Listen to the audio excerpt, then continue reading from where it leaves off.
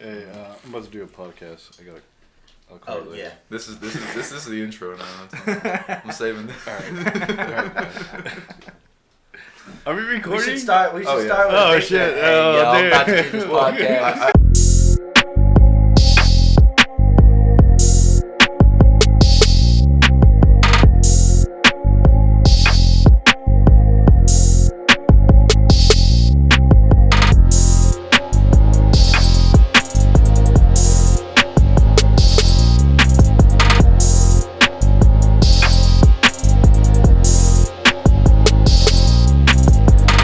So we got Victhor from. Man, how many bands are you in, dude? 5. What? we got the very busy. How do you pronounce your last name too, man? I don't want to say it wrong. Resendez. Yeah. Okay. Awesome. Victhor Resendez. He's in of course, India Tiger from Texas, 3OI. Let's see, Blastad, Gnarworld Order. Is that all of them? Yeah. Well, I play for a church band too. And then a church band as well. Please everybody go check out. Of course, we have Gnarworld Order, Pete and Johnny's episode. That's absolutely hilarious. Yeah, you all haven't heard it yet. That was and then really good. Yeah. yeah, and then also the India Tigers episode, which is our very first episode. We got Daniel Gray from Blood on the Strand. And are you playing any other projects right now? I got something in the works with a buddy of mine from Houston. Oh, cool. It's low-key. No He word. used to have a band called Kentucky Deluxe. Yeah, that was Kentucky. That was the jam band. That sounds Before fresh. We were doing My Aren't- Friend Me. Aren't you filling in for another band, right? I'm picking up shows with Valent still. Yeah. Dash Metal band up in Houston. They're dope. They just put out their album that I recorded for them about 2 years ago. It just dropped this year. Oh, sweet. Cool. I've seen them. It's rad. Yeah. Awesome. Houston Dash Metal. Very Yeah. well. We got Dexas. What's your last name, Dexas? Villarreal. Dexas Villarreal from we got Mellovine. If anyone Galveston listening from back in the day, we're in Mellovine, but currently into Whom It Made. Man, you are playing some badass shows at the moment. I was got to say, touring with some cool bands. Everybody would recognize, like 10 Years, Drowning Pool, those guys. And Jake from what's your last name? Gotlo. From An Author, a Poet. Everyone, please go back and listen to. I think it's episode 14. We got Author, a Poet. He couldn't make it to the podcast last time, but I'm whack. Sorry. right. It's all right, man. Well, now we got the drummer's circle, because this is cool. Episode was totally not planned for today. It just happened, so it's fantastic. Well, I guess if anybody wants to start, or I can start, is how we started. Go. Okay, of course, that's fine. So yeah, I guess I started out doing drums on accident. I was supposed to play the trumpet in 6th grade. Really? Yes, I was supposed. I played the trumpet. Really? That was my first instrument. That's all. That's awesome. Like I was supposed to play, and they didn't have an extra trumpet in the band room, and he was like, "Oh, why don't you?" And there was a guy named shout out Henry Blizzard. If you're listening, you're probably not, but. There's a dude named Henry Blizzard that was playing the snare drum. He's like, all right, just go on snare drum with Henry for the day, and then we'll get you trumpet tomorrow. Barely played anything, but I just liked how loud it was and just how defined it was out of all the instruments. You know, it didn't really just like blend in with everything. And the next day they brought the trumpet, and I was like, nah, dude, I'm fucking good. This is awesome.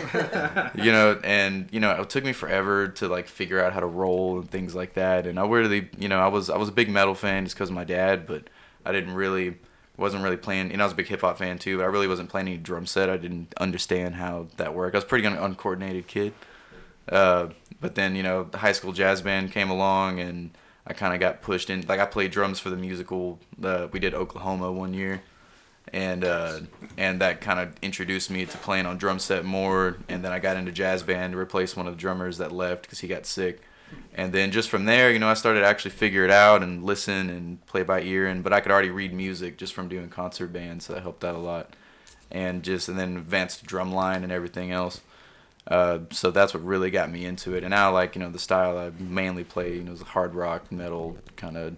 I did a lot of hip hop, and I covered in just playing with freestylers and stuff. And I covered for my friend that played in the ska band. That was touring with Badfish for a little bit back in 2011. Cool. That was Badfish was really cool because they were like the Sublime cover band before Sublime with Rome came back in to do the stuff.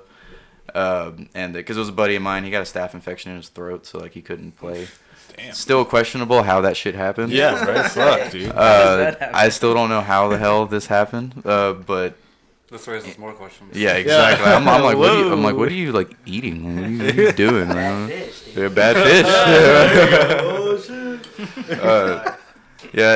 But did that for a little bit, but just really, I think playing band in school absolutely did it for me, but it also helped me learn how to get over playing on stage and things like that. You know, like playing music in school helps you get through a lot of that shit. Oh, yeah, for makes sure. it nothing. Yeah, you know, man. especially doing also like marching band competitions and playing at big college games and stuff, like being like guests. Like we were my private high school I went to for a little bit. Like we were guests at a college at Sam Houston State to come play for one of their halftimes. Nice. And just shit like that. But I mean, that's really how I got started, and just kind of been self-taught since there.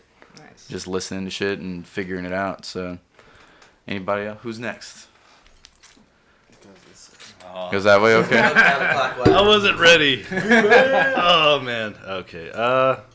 I started off in church like around I think 11. That was the But- first time you held sticks at church in front Man, of I people? don't remember the first time. For real? 6, yeah. So just go all the way back. That goes back. I fell in love with it because my dad would be playing like Bee Gees and like Zeppelin, Mhm. and I don't know, that was cool. I don't know. Yeah. Don't be so modest, dude. You're awesome. Yeah, I dude. mean, what sparked your inspiration to like do punk? And My jazz sister was in a and all marching band, so Okay. the drill team. So I was like, that was cool. So you got to be running that a lot? Yeah, Like, and go to a that lot of really got my performances? interest, and I started beating on the desk and Mhm. at school with my friends, and kept going after that. Yeah. No, that's awesome. Did you? I noticed you read music now, right? So did you? No, I'm learning still, Uh-huh. so I'm not that good at it. Daniel's helping me out a lot now, so Mhm. that's That's helping the me out. man to do it right Yeah. there. Yeah. No, that's awesome. Were you big just from listening to Zeppelin and other bands? Were you a big John Bonham fan? Do you like studying any John Bonham at the moment? Well, I appreciate John Bonham. I didn't want to be like John Bonham, Mhm. only because I wanted to have my own voice. John Bonham, you know, I think it's cool when people try to be like him, but I just want to be like myself. Yeah. Make my own style, make my own drum fills, and if that makes sense. But No, I think you're much absolutely. more precise. Yeah, I will yeah, say your yeah. precision's Yeah. incredible, man. I want to be able to be. If you hear me from like a block away, I'm like, oh, that's Victor. Oh yeah. That It's the snare snare. drum. Snare drum's rocking, dude. Yeah, it's probably the snare. No, dude. I've always noticed, man, because I think one of the first few bands I've got to see live, were of course like India Tigers when I was first starting out, like when I moved down here, and then I've seen you before I even knew who you were. I think I saw like 3OI play a couple times just in random spots. Yeah. But I've always noticed, so man, whenever because I always remember, because I always thought you kind of looked like John Lennon. I know I'm not the only guy to say It's that. actually Juan Lennon. Well, there you go. Yeah. And but I was like, man, that's that drummer John Lennon dude. I'd see you everywhere. But man, I'd always appreciate though whenever you play the music, man, like that zone you get into. Yeah. Like it's almost like your glasses go foggy and you just like you just zone out, man. Like Yeah, I zone out perfect. real hard. Otherwise, like I would just get too nervous. So Oh, yeah. imagine who's out there. I just kind of close my eyes a lot and just kind of go for it. Yeah. It seems to work out a lot.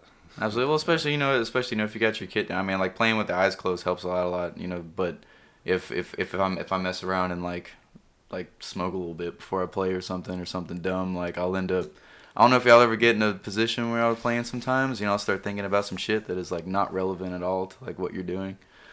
Yeah. Only when things go wrong. Yeah. When things Sure. go wrong, and then I start to overanalyze Oh. all kinds of shit. That If shit I don't you go in be- with a level head, you know, Yeah. Yeah. Yeah. Sometimes I'll space out and just be playing middle of the set, and I'm just like. Where are man, we at in dude, the song? I was like, man, did I lock the door when I left the house earlier? Did I? I'm just like thinking about shit that does not matter, and I'm like, oh, cue.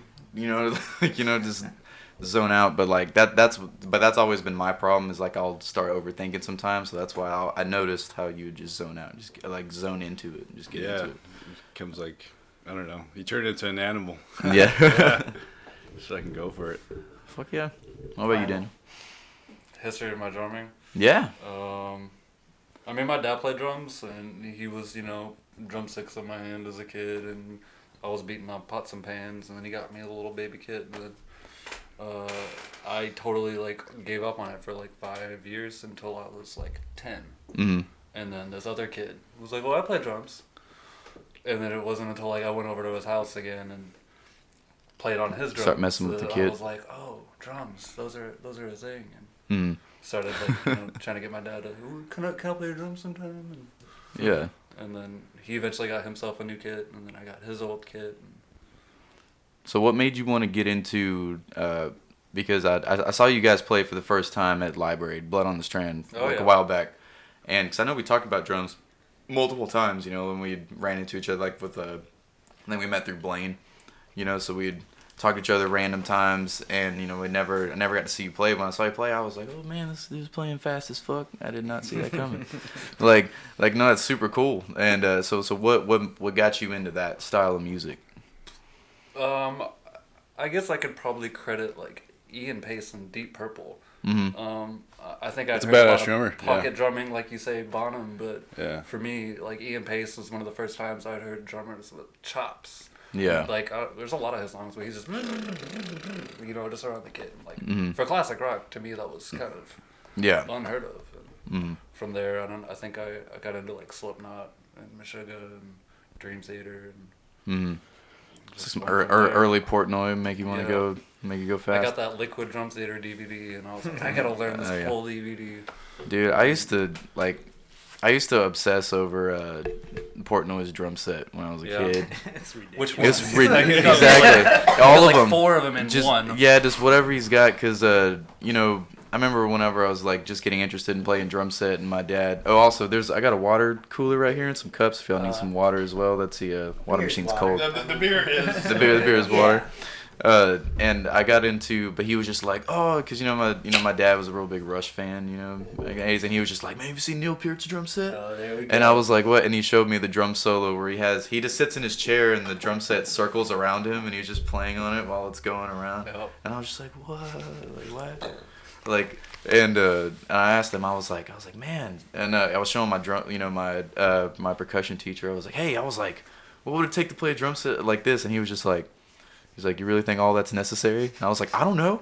Maybe. It looks badass. Yeah. But then, like I was telling y'all, when I got that good deal on the sound percussion set when I was young and I have all this shit available, I'm just like, okay, I don't really need all this shit.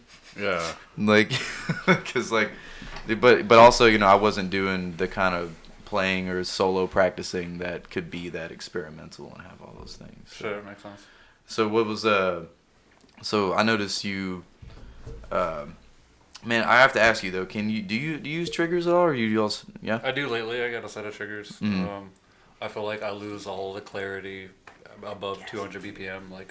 Mm-hmm. You get into anything too fast, and you just the mics will just give you a. Brrr. Mm-hmm. And I mean, maybe a lot of that's my playing. I'm Yeah. not hitting it hard enough or something, but the triggers I just feel like make it sound better. Mm-hmm. Yeah, I do. That's definitely a territory I do not understand at The all. flip side of it is that you have to be way more precise. Mm-hmm. A lot of people think it makes you sound better, and it does to an extent after you get over the hurdle of learning to play with them. Yeah. You have to relearn a lot of beater control. I was terrible at burying the beater. Mm-hmm. You'd stomp into it, and your beater's still Push pushed into and- it. But if yeah. you do that with triggers, you've got all these extra notes that you didn't want. So you got to learn to bounce it off the head, and now your whole Makes you technique have is to changed. articulate more, and Yup. you gotta.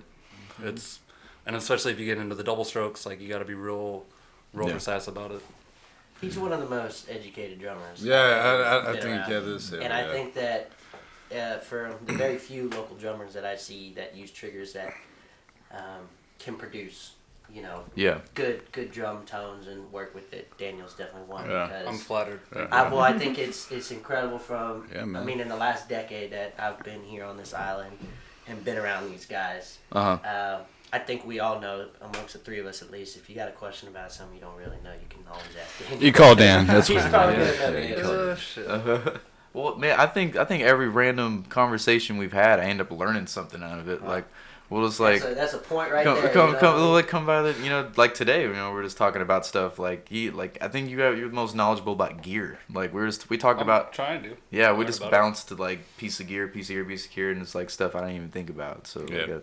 like, that's really cool. Is that a challenge, Dad? Because I know you're a gearhead, dude. Yeah. I'm not challenging nothing. well, I was about to say I think Dex. I think you're next anyway. Where I got started, it was like you, kind of a total accident. Never planned on being a drummer. Kind of wanted to be a bass player my whole life. Mm-hmm. Got in trouble at school for beating on my desk a lot, and my dad bought me a little kit and said, "Do that shit at home." That's awesome. I Man, kind of it's a gangster move. That's awesome. yeah, and it's pretty much just been ever since then. Like, and then I guess I kind of adapted this whole just hitting hard thing because I've always wanted to play like Stuart Copeland from The Police, and I didn't know how to tune my drums, so I would always hit them as hard as I could to try to make it sound like how he did. Mm-hmm. I didn't find out till years later that you actually had to tune your snare up, but it's kind of just been a problem that I've had ever since. I've never been able to really go back. Yeah. That's pretty much it, man. Yeah, but that I just kind of yeah. went with it. We have like a real natural talent with it in that aspect though. When you take that progression, that's really cool because you have that natural like adaptation to it, and you're just like I'm gonna make it work for me, and that's like Yeah, you just try to figure it out while do what you can. yeah, Try absolutely. to make sense of things. At least that's how I was. I didn't never really try to learn anything. I just kind of went with the flow of it, and here I am today. Still don't know jack shit about it. Whatever. Yeah, but I mean, like you feel it, and you know how it works, and you know how it works for you, and like I think, and that's really cool to hear, man. Because I was listening to because I like listening to albums in a row, so I was listening to Great Filter the other day, Right on. and I like what you did with a lot of those drum tracks, and like knowing this side of it that you just naturally produced that and you just figured it out and just made it work. Like Yeah. I think it sounds great, man. I was fortunate to deal with a producer who was a drummer, so kind of had someone in the room with me, kind of tweaking some things out, getting some sounds here and there. But yeah, the rest of it I was just playing it. I had nothing to do with the way that it came out, or the sounds or anything like that. What was the producer's name?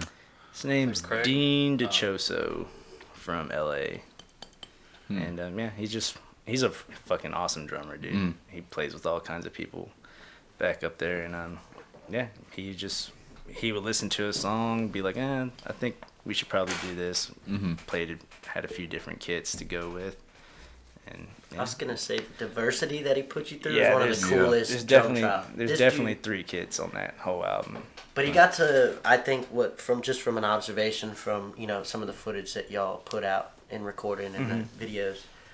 For him to throw Dex through the ringer, who's very good at adapting. Somebody I've always watched drumming too since I've been here. Yeah. And I mean, I feel like he put a lot of stuff in front of him, and his natural creativity really did amazing things. I think you're humbling yourself a little too much because there's some really good stuff that today now your approach to drumming, I feel like has created some creativity. That's a weird way to say it. But in essence, that made your drumming so independent and diverse as well. And I just try to stick with the bass player. That's my main thing. Backbone of the band. Oh, absolutely. I guess that's kind of like been my way of just how I've looked at drums, is just what can I do with the bass. And obviously it's the rhythm section, so you're kind of forced to go with it, but Yeah. try to accent it as more than I even think about playing drums. I look at it as playing bass with drums. Yeah. Well, and also like just have that goal of just maintaining the structure and like keeping everything. Because I feel that I play with the bass player a lot. Like whenever we're doing sound, like I think Ryan, our bassist, like I want him up the most. Because also Ryan's a real technical bass player, and he's his biggest his biggest inspiration was Cliff, from Metallica. So he likes playing the really fast riffs, and he's all spider fingers with his shit. Yeah. But I really like his stuff, and he's really he has this really nice Kiesel he plays on, but like just the way Ryan plays, like especially now that I'm starting to write songs with this band more, it's a lot of fun, like just keeping up with him playing. Yeah, he seems like a cool dude.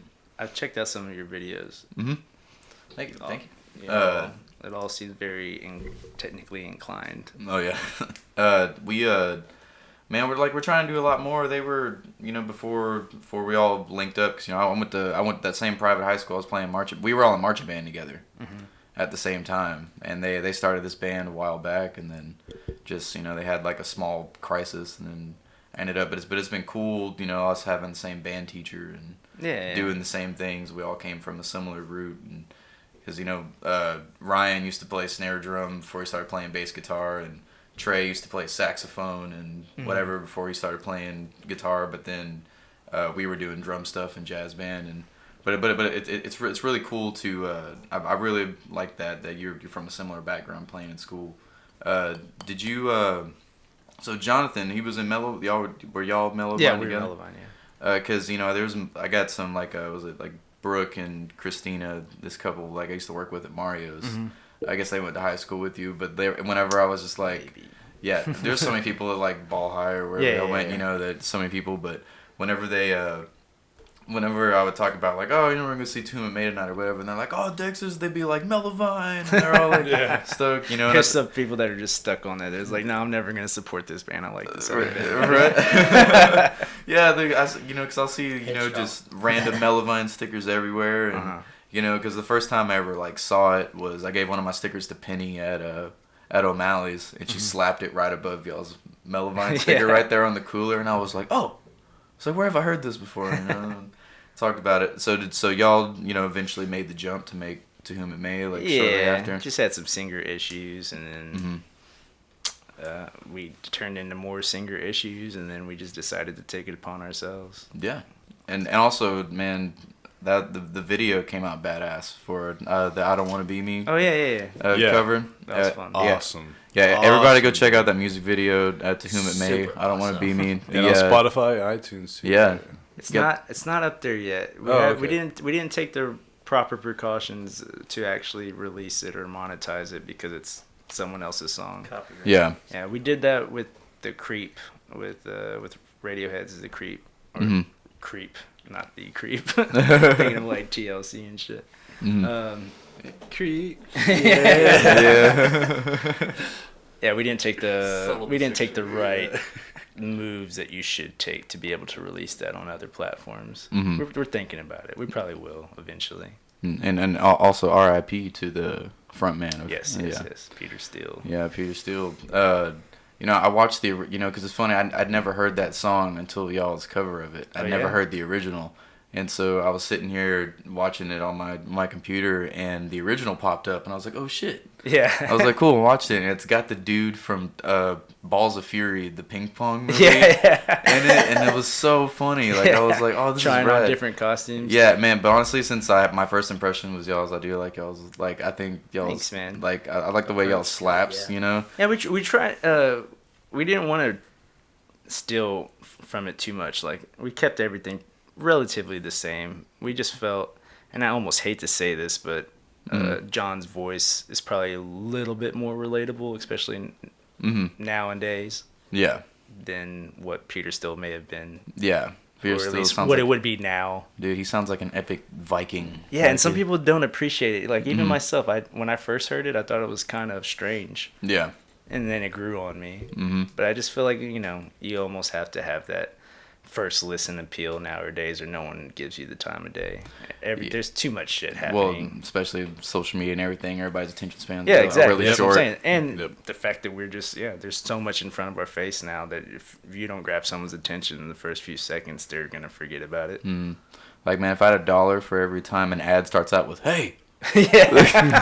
It's someone like right in your face, or you got all these millionaire 20-year-old kids that are just like, hey, just give me a couple seconds. Yeah. And you do this, and they're like, why do you do this? Why don't librarians drive Lamborghinis? Because they read all day. I'm just like, what the fuck are y'all talking about? Like, what the fuck are y'all talking about you, Jake? How'd you get started, man? I've always been a musically, affiliated person, especially my family. It wasn't really brought upon me in my immediate family. I have roots that run pretty deep with some old school family members that I got to meet later that were, played saxophone or sang backup back in the 50s and stuff. So it never really dawned on me that it was something I'd be capable of. So when I was younger, I have two siblings, an older brother and a sister. And my oldest brother played drums when I was 3-4 years old. We got about 8-year difference. And he was already at the peak of middle school, going into high school. And I was in the kitchen doing pots and pans too, but what really came down to, and my sister, she played trumpet. In elementary school, I played trumpet, and I, beginning band, learning hot cross buns for like a year. And, but I always could hear the percussion section. I mean, it was concert band, it was entry level stuff. Man, I always wanted to do it, but my band directors were like, hey, you're already in deep trying to play this trumpet, focus on what you're doing. And but my brother would play drums. He was into like old school punk and old school death metal and grind and crust. I mean, like the dirtiest and my favorite to this day still. Yeah. And GG. Scum fuck, he was the shit. So when I kind of got to that age, it was actually 13 years old, and I was not allowed to have drums. And I got my first guitar. I got a guitar. And I had asked for one because I knew I'm not going to get drums. Yeah. And so I was so jealous of my best friend at the time. He could play guitar so well. And he played clarinet in band. I played trumpet, but on the side he could play guitar. And we would do all these cover tunes of like Sabbath and Zeppelin and Aerosmith and Hendrix. I loved Hendrix. And so in my free time, I learned all the songs he learned on tabs playing guitar. And but every time I'd go to his house to practice, his dad had a drum set. And he was like, hey, man. And so I was terrible. Dude, I had like no coordination. And so eventually it came upon it that Brody's going to play the guitar, Jake's going to play the drums. So figure it out. We're not going to have a band of 2 guitar players and that's it. Got to have drums. So I took it upon myself to figure it out on my own, and it was, by that time I bought my first, it's called a TJ percussion drum kit. It was $200 online. And it came cherry red, and I had to put the whole thing together. Like the heads, all of the locks and... Without any prior knowledge of nothing. it, yeah. I didn't know shit. I mean, I couldn't even string a guitar. Now you want to set up a drum set. But my mom, we had moved into our 11th house in 10 years. I mean, we're all over the place. And she said, you can get drums. We have a garage in the back. And we'll put carpet up and you can put it out there. And it was because my parents were divorced, said, you're not going to have drums. So, of course, my mom was like, you can have drums. Oh, hell yeah. So I was like, cool. Mom's dope. I get to have drums, So, at the time. And so my brother, actually, he ran off when he was 16, and he was like my biggest influence. He got me started on all kinds of music I didn't know. And he left remnants of his drum kit. So I created this shitty drum kit I bought online. And this... man, what were those drums? CB drums? CB. Yeah, black. Oh, yeah. That was my first kit. Yeah, that was his. CB. And so I had massed together this CB drum set and this TJ percussion that I had. And I wanted to learn Angel of Death by Slayer. Angel of Death. Yeah. So I took the toms Rest of in 2 peace, Slayer, kits, real right? Yeah. Yeah. Rip. And I would mount all the toms like as high as they could go, so you could all the way down. And I had no snare drum. The kit that I bought for $200 didn't come with a fucking snare drum. Not even the shitty one with the little foam You just pads. got a bass and 2 toms. I got a bass, 3 toms. Oh, 2 3 rack. They even gave me those like Yeah, you can have all this. 1/8 of an inch cymbals that like bent when you took them out. I mean, they're just terrible. The super shiny coated brass, awful. No snare. So I learned drums with no snare, and of course now I appreciate the shit out of mine. So anyhow, coming into the music that I play today, it was funny. I used to dog on, we called them core kids, and we were like, man, that my brother especially. Yeah. We were listening to Phobia and Code 13 and Toxic Narcotic and Minor Threat and like punk and dirty crust, heroin addict shit, and it was awesome because there was so much substance, and my brother was a freight train hopping crust punk that loved death metal, and I was like, I like that shit too, you know. Mm-hmm. And I'm in here in jazz band at school, you know, playing Dave Brubeck or Thelonious Monk, and in my head I wanted to go fast. I wanted to go hard and fast and dirty. And when I moved to Galveston, that was about 10 years ago, and I didn't know any of these guys, and it's awesome that I've been accepted into the music culture here because it's so diverse. Yeah, on this island. absolutely. And it's very underground, except for those that know, you know. That's one of the catalysts for starting the podcast in the first place. This is man. awesome. And so when I got here, I'll never forget. The first person I met was Pete Hesher. I shit you not.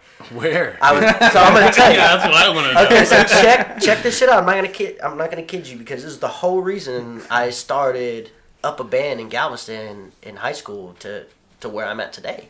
Was I was this new kid from Cali, and everybody's like, dude, more Californians in Texas? Are you shitting me? But I was a military brat, so it wasn't by choice.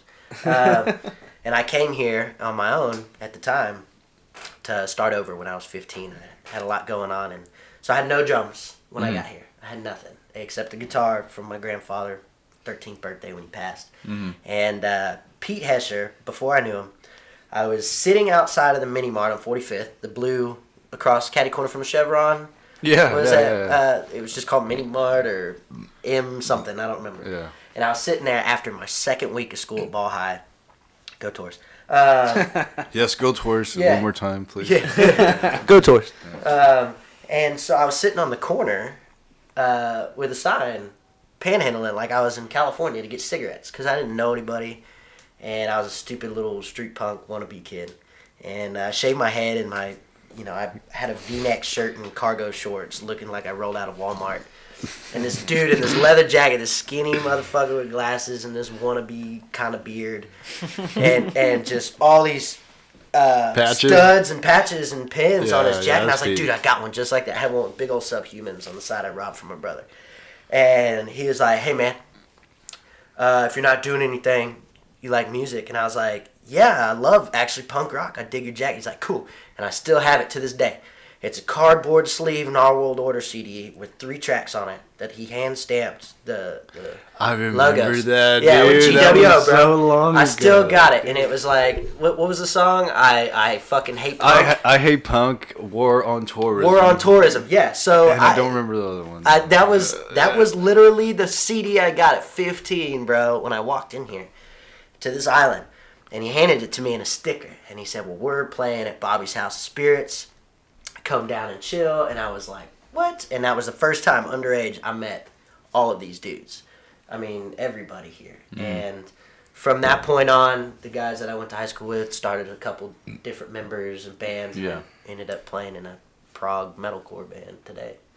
Yeah, that's Nuts. awesome. Sorry, Yeah. that was kind of winded. I Dude, that's apologize. crazy, man. Shout out Pete for being everywhere in the world yeah, at the Right? same time. Pete, yeah. Dude, like it's really funny. I got funny stories with Pete because I made a pair of custom shoes for his sister before I even like officially met him. Like I knew he was around.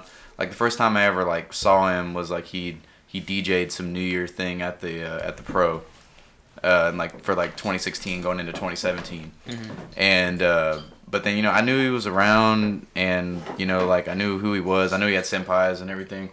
But, I did some shoes, and then ended up for his sister, then ended up meeting him. And then my homie Kennedy out in, shout out Kennedy, out in Houston, he's got these guys, Frank Nitty and other guys for the Grime Lords. That's their hip-hop group. And they were directly affiliated with, like, OG Ron C. Familiar. Yeah, they're at Avant like all the time. But I was like, I met up with them and it was cool. And we're all over at their place, which was OG Ron C's place, but I didn't know that. Eventually got kicked out of there. It was hilarious. Got kicked out by an H-Town legend. It's pretty awesome. But we were there and Frank was like, hey man, can I show you our new music video? Check it out. I was like, yeah, cool. Literally the first opening scene is Pete eating a taco. Yeah. And I was like, bro, it's fucking Pete. and Frank's like, yeah, bro, you know Pete? And I'm like, what? Yeah, dude. Like, what the fuck? Like, Galveston, I see this dude, like, twice a week, at least, like, if we're going to, like, senpais or hanging out at brews or something. But it's just funny, like, and then ever since then, I keep meeting mutual people that know Pete. And it's just hilarious, dude. The guy's... He's everywhere. He's everywhere. I don't even know. He's in 4 dimensions, dude. I don't know. Yeah. So what? So how long has Unauthorized Poet been together? Officially I guess with the lineup that we have right now, we're pushing 3.5 years. Okay. Maybe almost 4. If you want to throw it back, Brandon Talley, our front man, and myself started jamming when we were 17 in high school. And I had a shitty drum set. He had a shitty guitar with a Spider 3 amp head. I apologize. And what happened was, actually, mutual friend at the time of Mellovine and Dexas and John. Back in the day, a guy Michael Day got introduced to us because he had worked with Brandon in Weston Marina, which we ended up all working there, the whole band.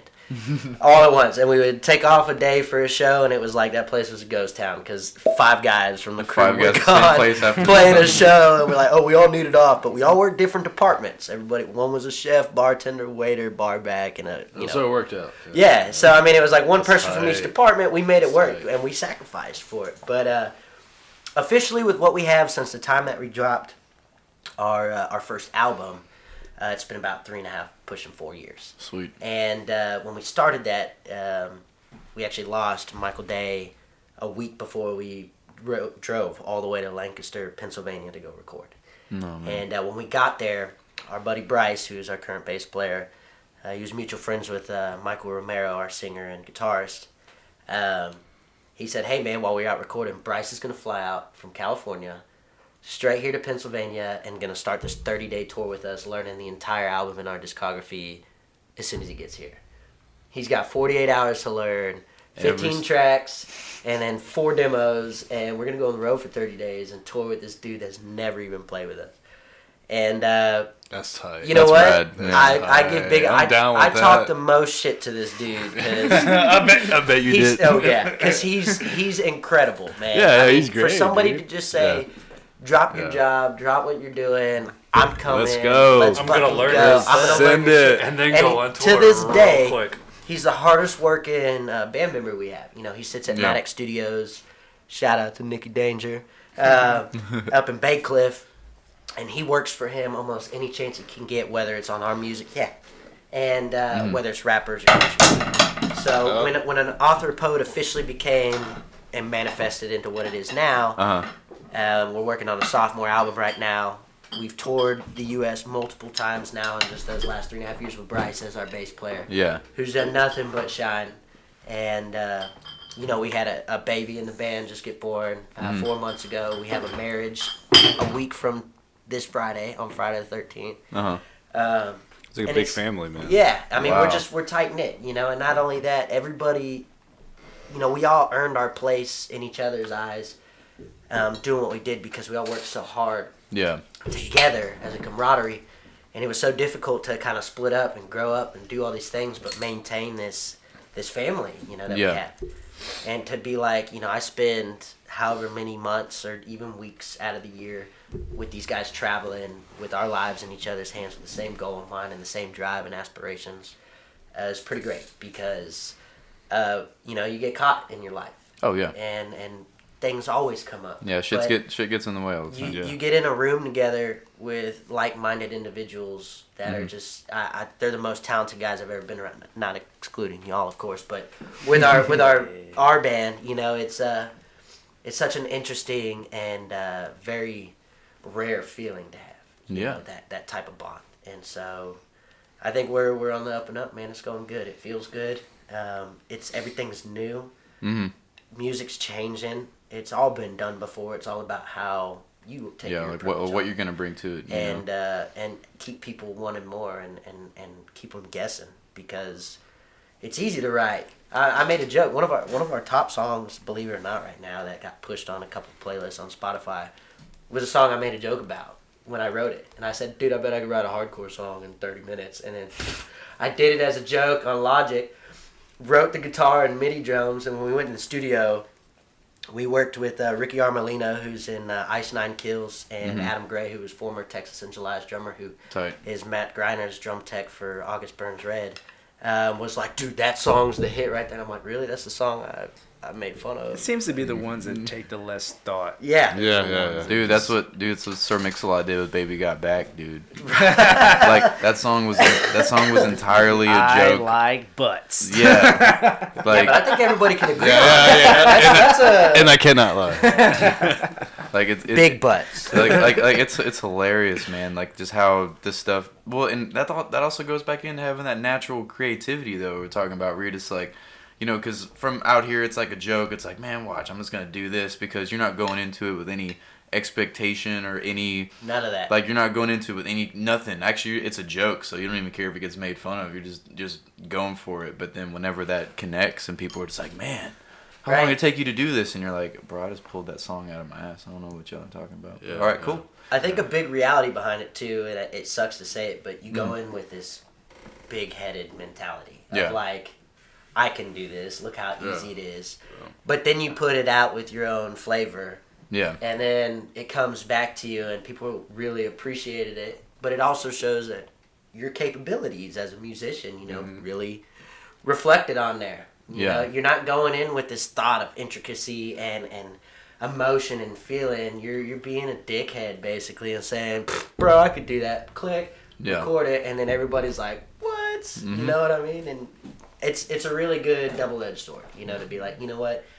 Now the song that it was when I went in there jokingly, we ended up turning it into something we all really appreciated, and everybody's input got thrown into it, and now it's a really good song. Absolutely. I can't say the final product was what it was when it started, that's for sure. Oh, but, it never is. But yeah. the inspiration spark was pig-headedness, you know? Mm-hmm.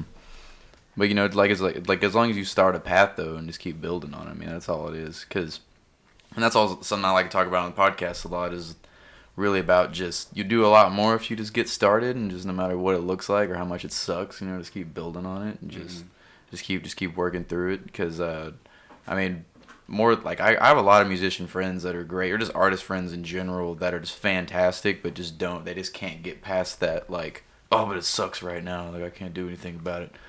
And then, but I mean, everybody listening, if you just push past that shit and keep working on it, man. Like, Real talk. The best all you advice need. I got was build your masterpiece up with everything you have, and then when you take away from it, your final product will be in the ruins of it, you know? Put everything you have into it. Even add 20 guitar tracks. Don't really do that. But, I mean, in essence, you know, put as much as you can into all those ideas because with technology today, you can always take away from it and you know, trim it down and fine-tune the edges to that final product that you know, is the painting or the art that you've been trying to create in the long run. So, well, especially with our access to knowledge, you know, we were all talking about, but before you got here, man, we were you know talking about like paradiddles and rudiments and going through everything. But nowadays, and that's another thing I bring up to a lot of my artist friends that are discouraged. I'm like, man, like don't quit complaining about you don't know something, man. Just even if you're not practicing it yet, just go watch a video that's talking about it. Yeah. And then get the idea down and then work on it. Accessibility is Yeah. amazing. There's pretty much a video for everything now. Anything. Right? And Yeah. everything, So. yeah. Because you know there's but there's also you know like if you want to maybe it's something you're just curious about just knowing how to do and maybe like once you see how it's done maybe you don't want to learn it, you know.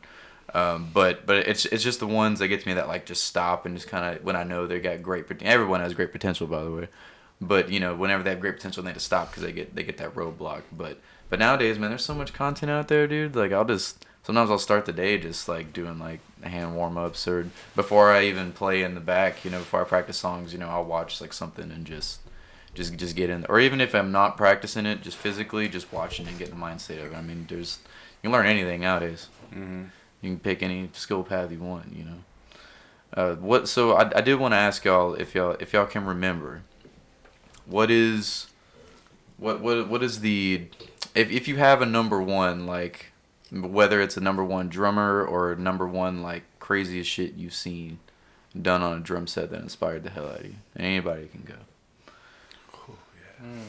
Damn. There's probably a lot. There don't have to be the number one. You can just I'm gonna grab say one.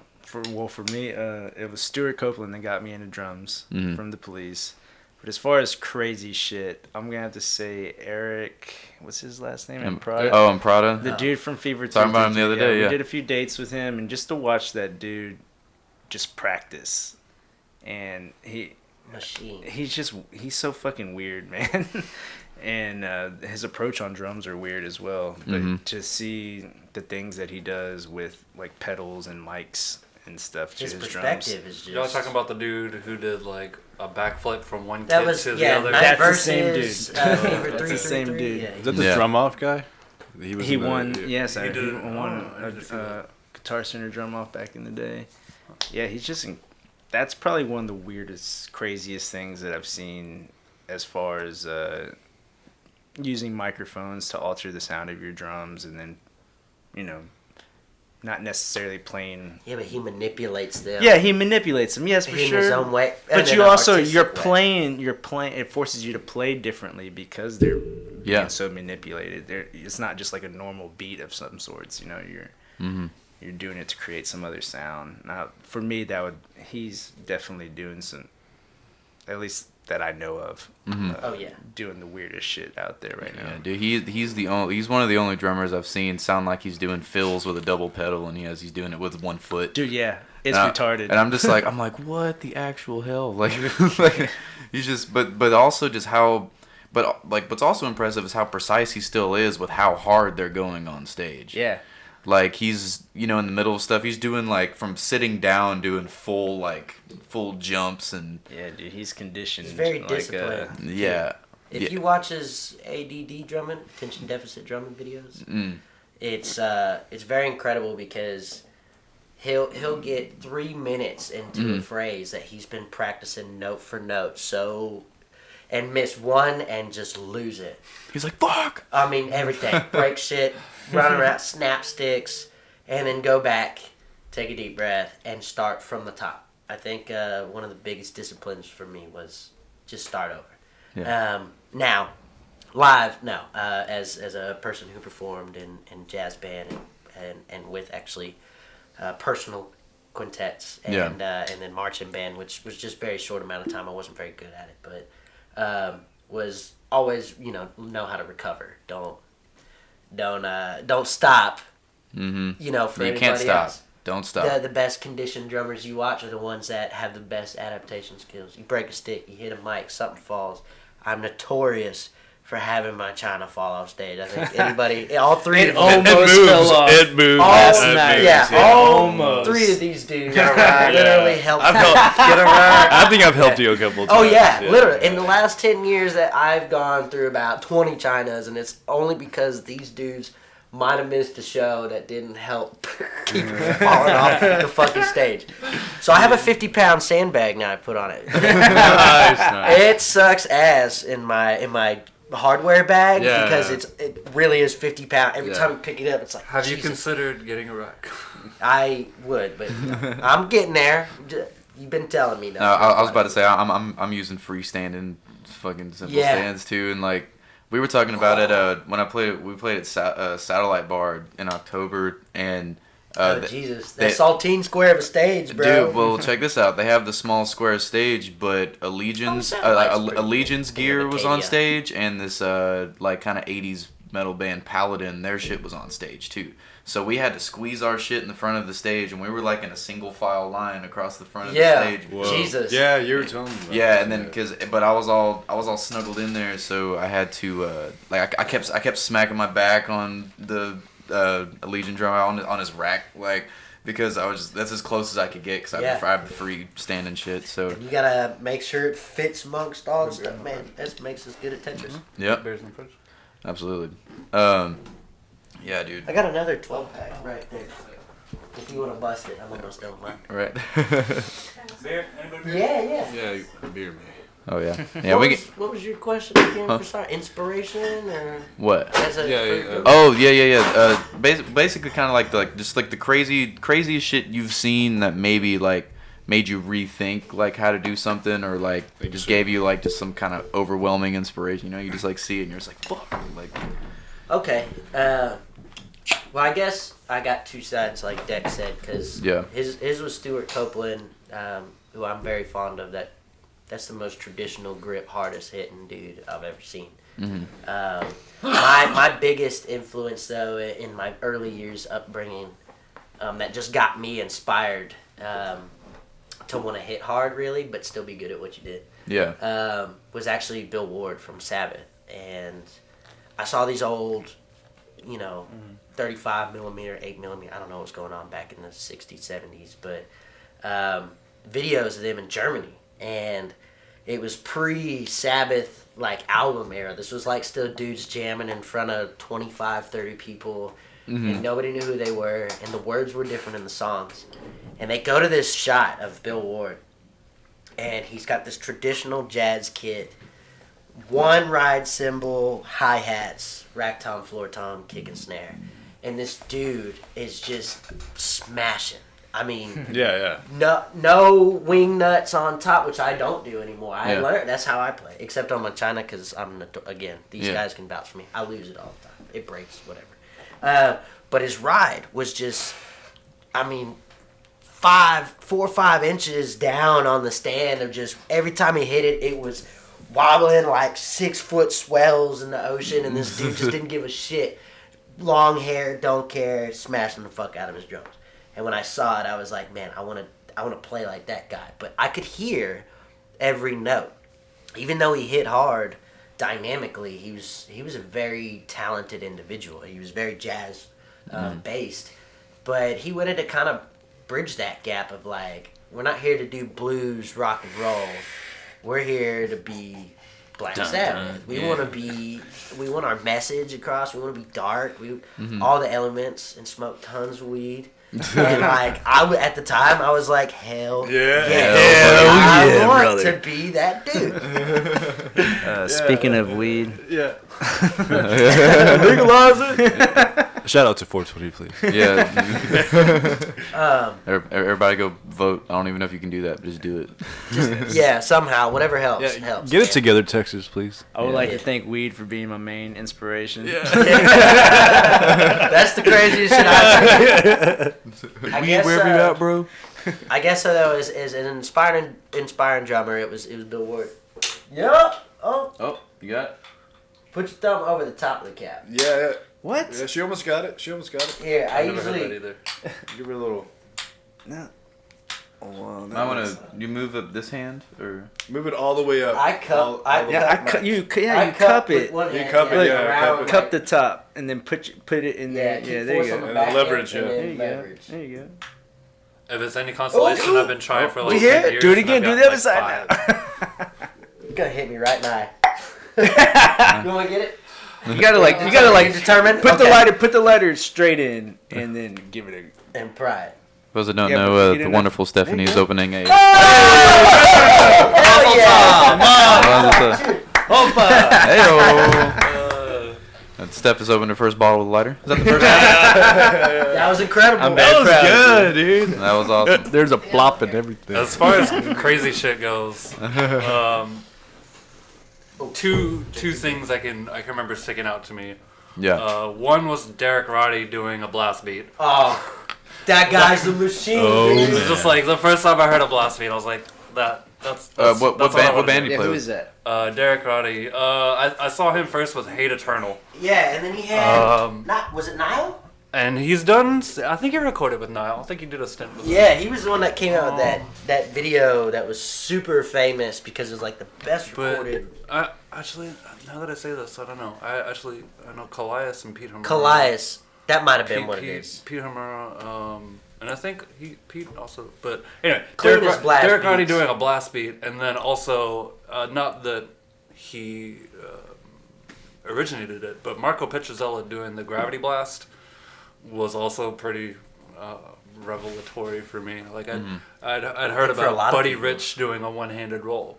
And it was just like this mythical thing that nobody had footage of. You can't watch it that I've heard of, or I personally know of anyway. But there was no videos, no explanations of it. But then here's Marco Petrozzella popping out with this gravity roll, and I was like, "What is this?" And there's a video of it, and I can just sit here and analyze the fuck out of it. And so I think I put on just some bullshit ass movie one day, and I put my snare drum in front of me, and bop bop bop bop up and down on this rim until I could just bop bop bop bop bop bop bop bop bop bop.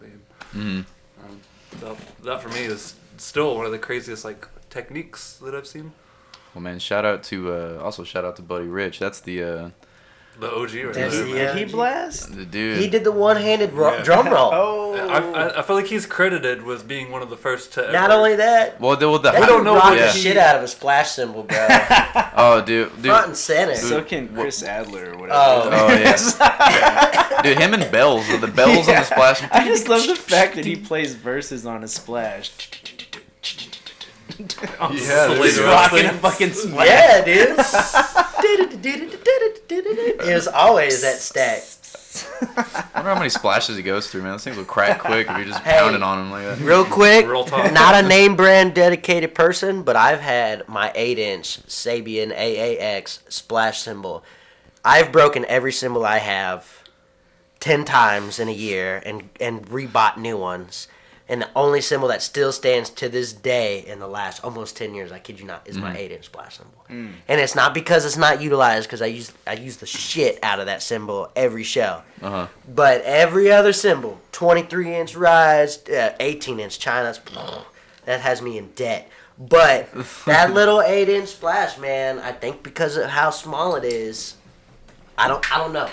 Longest standing It cymbal. stays I've ever alive. had. Sometimes Yeah. I Maybe think you're just center not cymbals. utilizing it. No, I tell you what, I hate that cymbal so much when I play because I try to break it. It's the only cymbal I try to break. I try to not break the other. How much abuse can this Challenge take? at this point. How hard can you hit a splash, though? Dude, I've done you know. Fuck around and find out.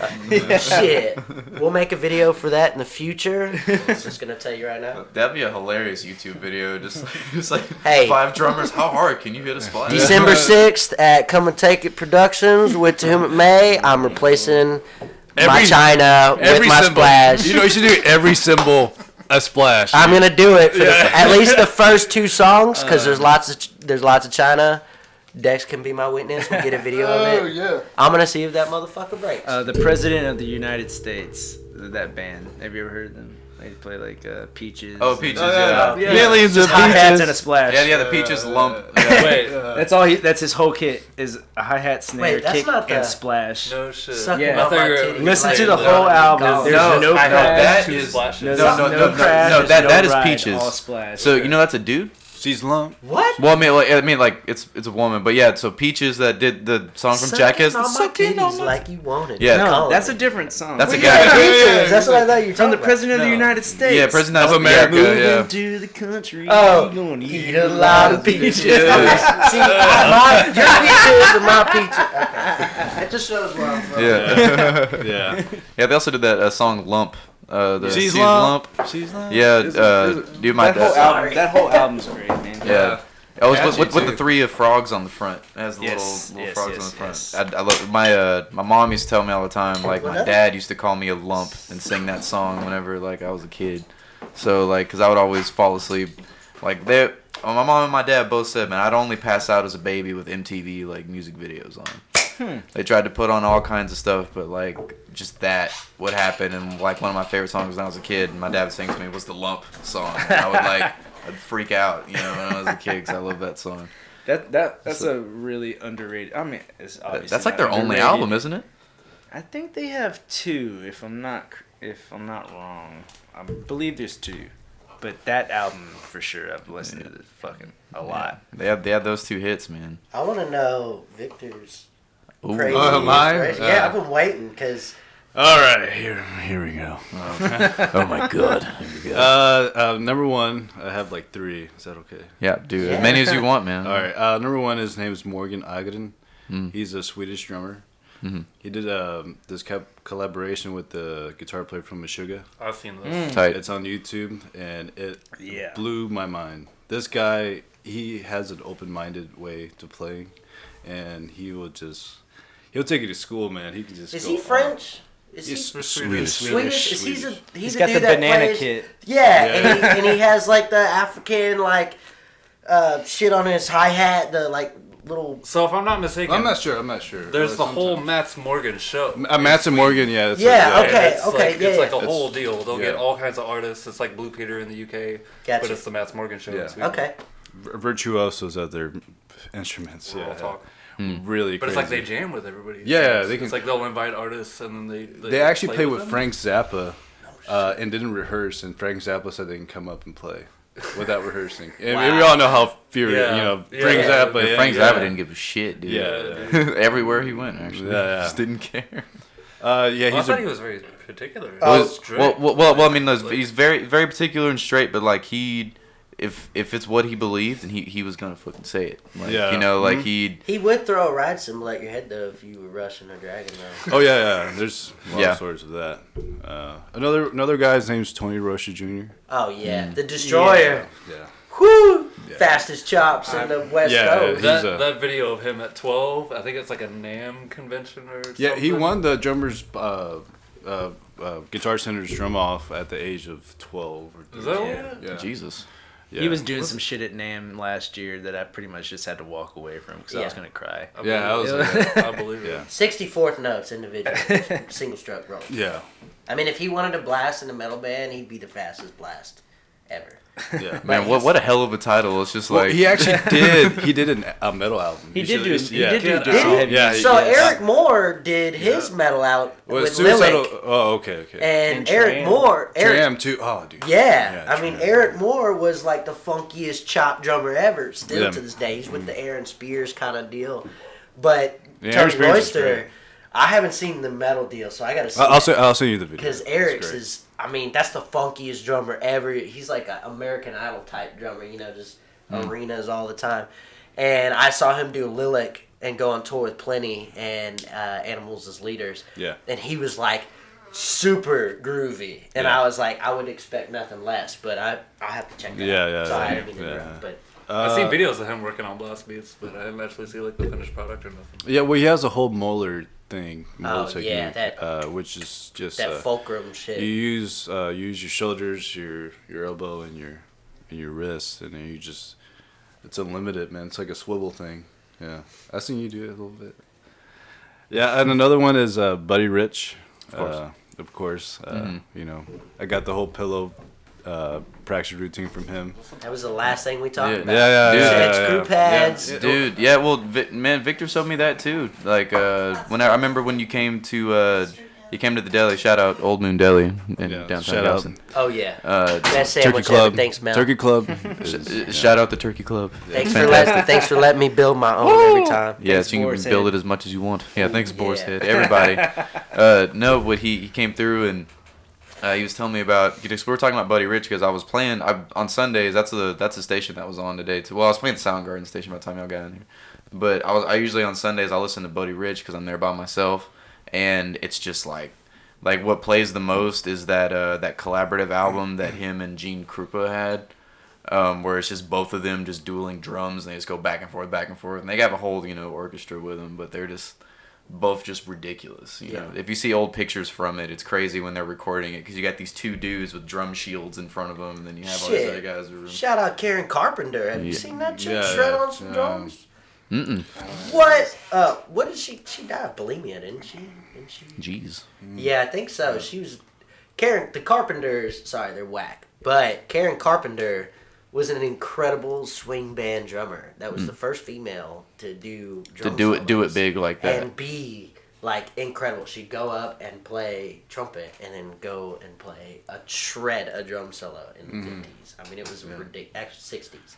Ridiculous. What I liked about Buddy Rich is his attitude. Yeah. How he really cared, and he pushed people. Like Yeah. All the time. Like a bunch of my bandmates, they know that I push them. They push me too. So Yeah. Why I feel like Kinda this like was a bit from Mean Girls. I'm a pusher. it's very Mean Girls in my band. Victor, I'm a pusher. Also, all the drummers in this table too are kind of inspiring. Your guys are inspiring. Oh well, thank you. There you go. Inspiring as well, Yeah. man. Absolutely. You guys are great. Well, it's absolutely, and I think man, we should do things like this more often. 'Cause it's cool. Yeah, for sure. For sure. It's just cool, like I was saying in the beginning, man, having all the different perspectives, and that's why I want to talk about where everybody came from, because we all got different ways we entered it and different shit we do it, but we all do the same shit. Yeah, You know what I we all mean? different So, voices, yeah. but it's really cool just how diverse music can be, man, and like it's awesome, man. I really appreciate y'all being down for this on the spot podcast here, man. Yeah, cheers. Cheers. Cheers. Let's get the clank. Clink. Clank, clank, clank, clank, Clank, clank, clank, clank, clank, clank, clank, clank. My dude. Eric Cross. This is empty beer. I forgot you. Get the slurps in there too. Get the ASMR. Where's Artie? Artie on a couple Yeah. episodes. He's the ASMR guru. Oh yeah. Let's just say Artie knows like every like metal drummer. Oh Ever. yeah, Dude, he yeah. sends me some crazy shit sometimes. All Yeah, the yeah. time. I was like, what do you do? He's like, listen with the to rest this of your day. in that Ukrainian voice. Dude, we need to, like, I was talking to, well, Artie and I have been talking about it since I have the gear. We wanted to do, like, a metal podcast because I was like, bro, you have all this information and know where to, like, express it. I was like, you know, like, everything. Like, Not only that, Yeah. Artie meets every famous in today's, at least in his music perspective, like the bands that he likes. He meets all the important people. Yeah. He hangs out with them. He talks to them. Architects, straight from the pad, stick Yeah, to your guns. yeah. Without VIP, without pre-show admission, he just walks up and he's like, "I'm from here. I brought this. Can you?" And I My see name is more. Artie. I see more stuff on social media with Artie. And I'm like, "Holy shit! Look at this dude." Dude. Yeah. That's Artie. Just That's chilling. it. Like, just cut. He doesn't bro, give a he goes fuck, fucking dude. hard. I Like, think we went to one festival with him and they met the dudes from After the Burial. Oh, God. God. I love that. Yeah. he's just chilling. Yeah. Yeah, I got him back like. I saw because- it. Yeah. I'm got him so some jealous. backstage Yeah. passes for the other day. Dude. He's like, oh, Well, it's just funny, like, how he gets in those situations like that, because, like, shit like that's, like, never happened to me. Or, like, he was hanging out at, what was it? It was, like, when So What Fest passed, I guess, Tally's girlfriend, or Tally's girlfriend's friend was, like, dating Franz from Attila or whatever. Thanks. So, like, they were at So What Fest, and, like, We they were, played So he was What chill- Fest, yeah, yeah. and they were just hanging out, and, like, Artie said he was just chilling with Brandon. Yeah. And Brandon's girl, and then her friend walks up, and they're like, "Oh my god!" And then he looks over, and it's just like, and you know, whatever your opinion is on Attila, but like, know anything you know, but like they just like he's just because man, what I respect that dude the most for is his just idea of business. Cause It is. He's a very good business person. Like, I will tell you this. I am not a fan, particularly, of the message in his music. Yeah. But I am very. It's idolizing, I guess, and not quite idolizing. I you just admire it. I admire. Yeah, thank you. I admire his approach, especially in an underground music scene that is. It's everybody's got a listener. Yeah. But he does it top tier. I mean, there's Yeah. no gray area with him. This is how. it's Oh, look, Artie! Oh shit! Hey, Artie, there's 5 drummers in this table, dude. What are you gonna do? yeah, just come on in. Yeah, dude. Yeah, Artie's coming in. In your house slippers? In your house. Take this Wow. one, I got pee. Dude, Artie's either in slippers or a robe or I dig it. he's in all kinds of things. Artie's naked right now, everyone. Just imagine. I'm very impressed, though. Craig Reynolds, drummer. Yeah, look He's at wearing his his shot. rocking the downbeat podcast shorts. Oh, that's a really good podcast. Dude. The Shout one out with to Matt Down. Garska, we were Yeah. just talking about that. I learned a lot from that episode. You want to talk machine? That's also that. Yeah. Yeah, he went to Berkeley and all that kind of stuff. Learned all the crazy technical professional stuff. 60,000 a While- year. While Dexas isn't in here, we do have to talk about pre-show warm-ups because that's the only guy I know that doesn't ever practice before a show. Okay, But- I'll tell you. I would Pre-show love to know. warm-up, 'Cause okay. we've done it. I've done it with both of y'all before, but I stretch. I do a lot of stretching. cool. I drink a lot of water, and I never drink before I play. I am right there with you. Never drink before I play. Took me a couple of shows to learn that one. Yeah. Yes, me as well. I did And- like the shot of whiskey, the Lone Star before, but now, Maybe one. And One also, tops. I wait 4 hours. Like 4 hours before I play, I don't eat. Like I don't like to have a full stomach at all. Yeah. That's another thing. And I practice on a pillow before I play with actually bigger marching sticks than I actually play on. during Ralph the- Hardiman. Yeah. So I got practice the with same those. Yeah. And then, but when I do play, I just get the my smaller sticks, and now they're like toothpicks. So I'm okay. It's with like that. donuts on a baseball bat. Yeah, there, yeah, Put you that just- weight on the bat, swing, and There we you go. take it off. Man, you Yeah. can grip a home run It's all anytime. about letting the weight go. Yeah. A lot of water, a lot of water.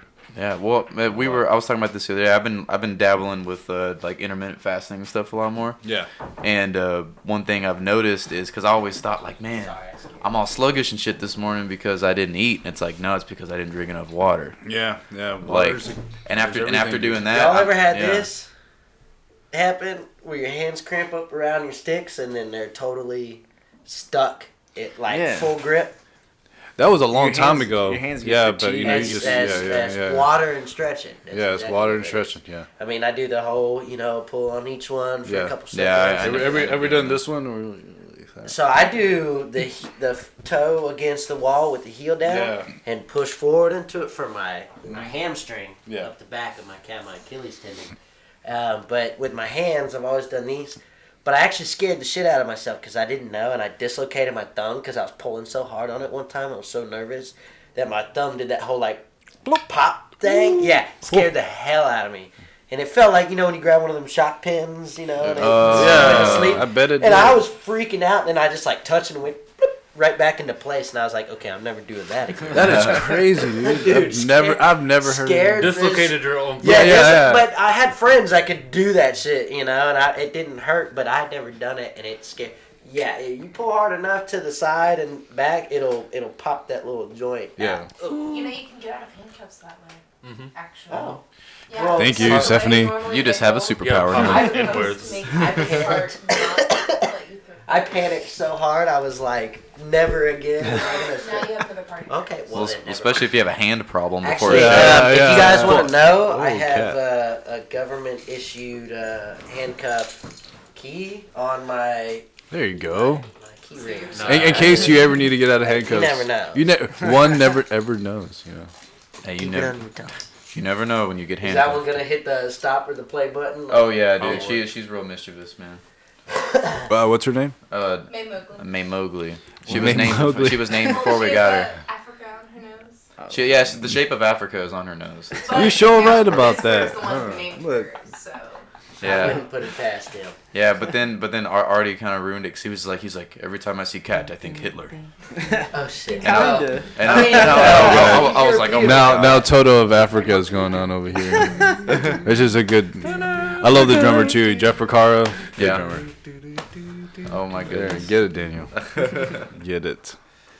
All right, well, Shit, shit, guys. what was Where yours? were we at? Yeah, I think Daniel's Your up next. pre-show Your warm-up. pre-show I warm-up. don't warm up, and Nah. it's been a thing that I'm learning that I need to. You warm up Okay, a little well, bit. I'm Like, gonna sometimes I say we call practice that bullshit. on- Yeah, because you dude, know, oh but god, yeah. I would As far as say, stretching and being careful about my water intake and food intake and the timing of that, I've not been keeping up on that. Yeah. It's I will something s- I'm learning the hard way. I will say this. I used to be diehard, pad disciplined every show, and I've sat with Daniel Gray many a times prior to a show Yeah. and warmed up together with him.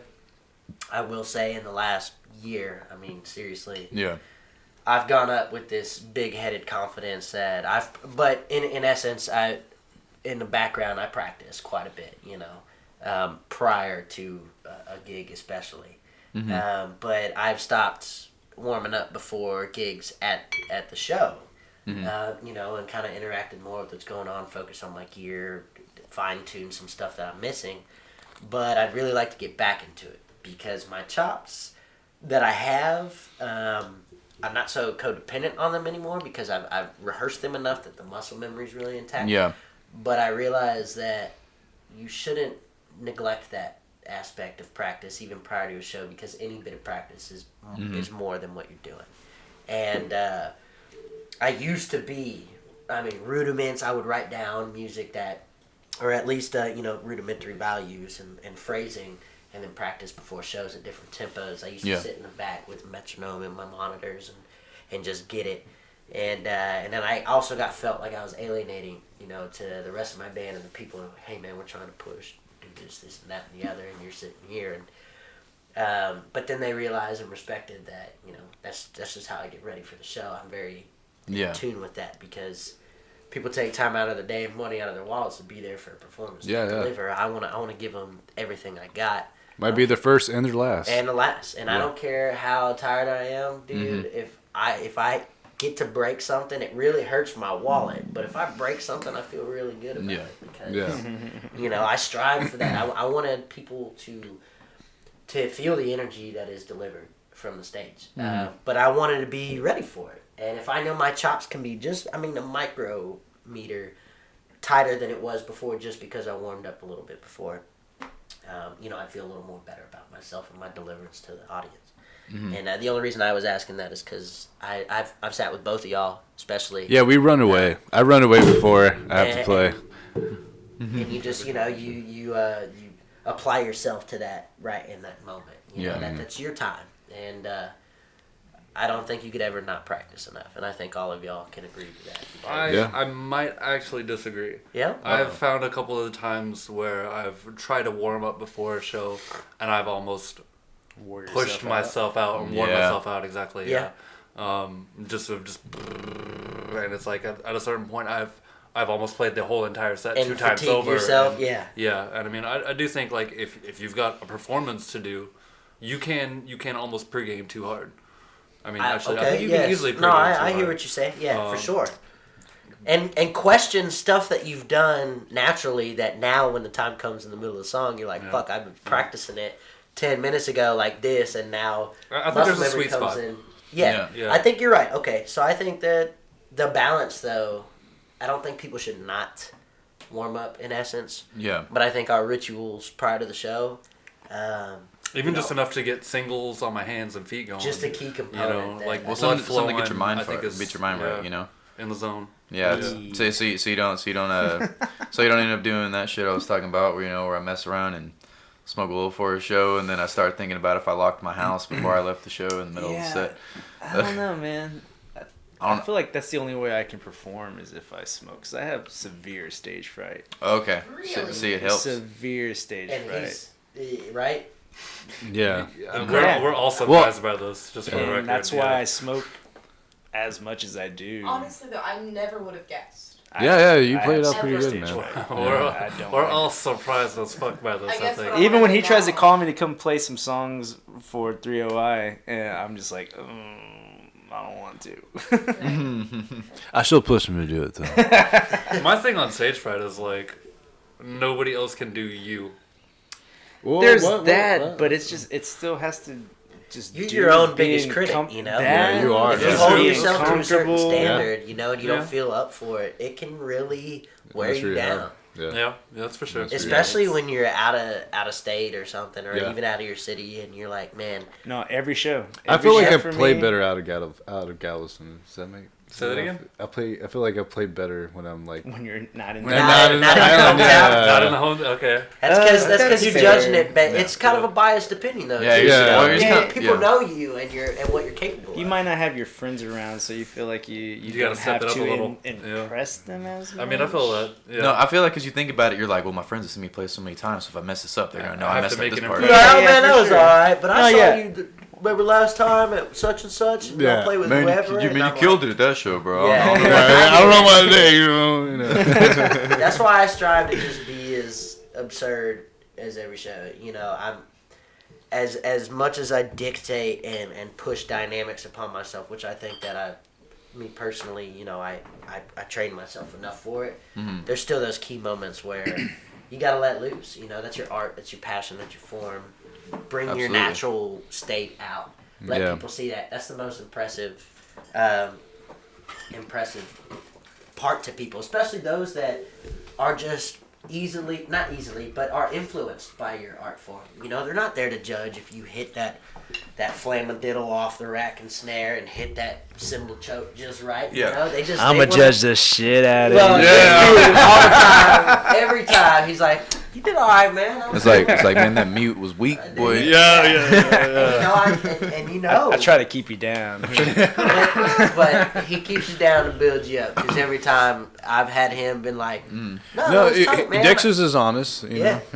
which I do like. I want honesty, honestly. It's Yeah. exactly. That's be real to Especially me. with Do you say you want honesty, honestly? Honesty, honestly. All right, this is like my 5th beer. All right, I am not. I just want to like. What song is that? I feel like it is Honesty, a song. honestly. Yeah, I'm glad that you caught that To be too. honest, Also, honestly, fuck. it's a rap song, right? It's gotta be a rap song. We call it GTS. That means Google that shit. Hell yeah. Yes, everyone pull out their magical phone devices. It's and- my $800 1, 2, 3, go. paperweight. There you go. No, but it's definitely real. Cause What's yours, Devlin? I don't Promise think we me, ever promise heard me. yours. crazy. What is that? hang on. I was just remembering, I hear it in an Aesop Rock song. right? ASAP Rocky, yeah.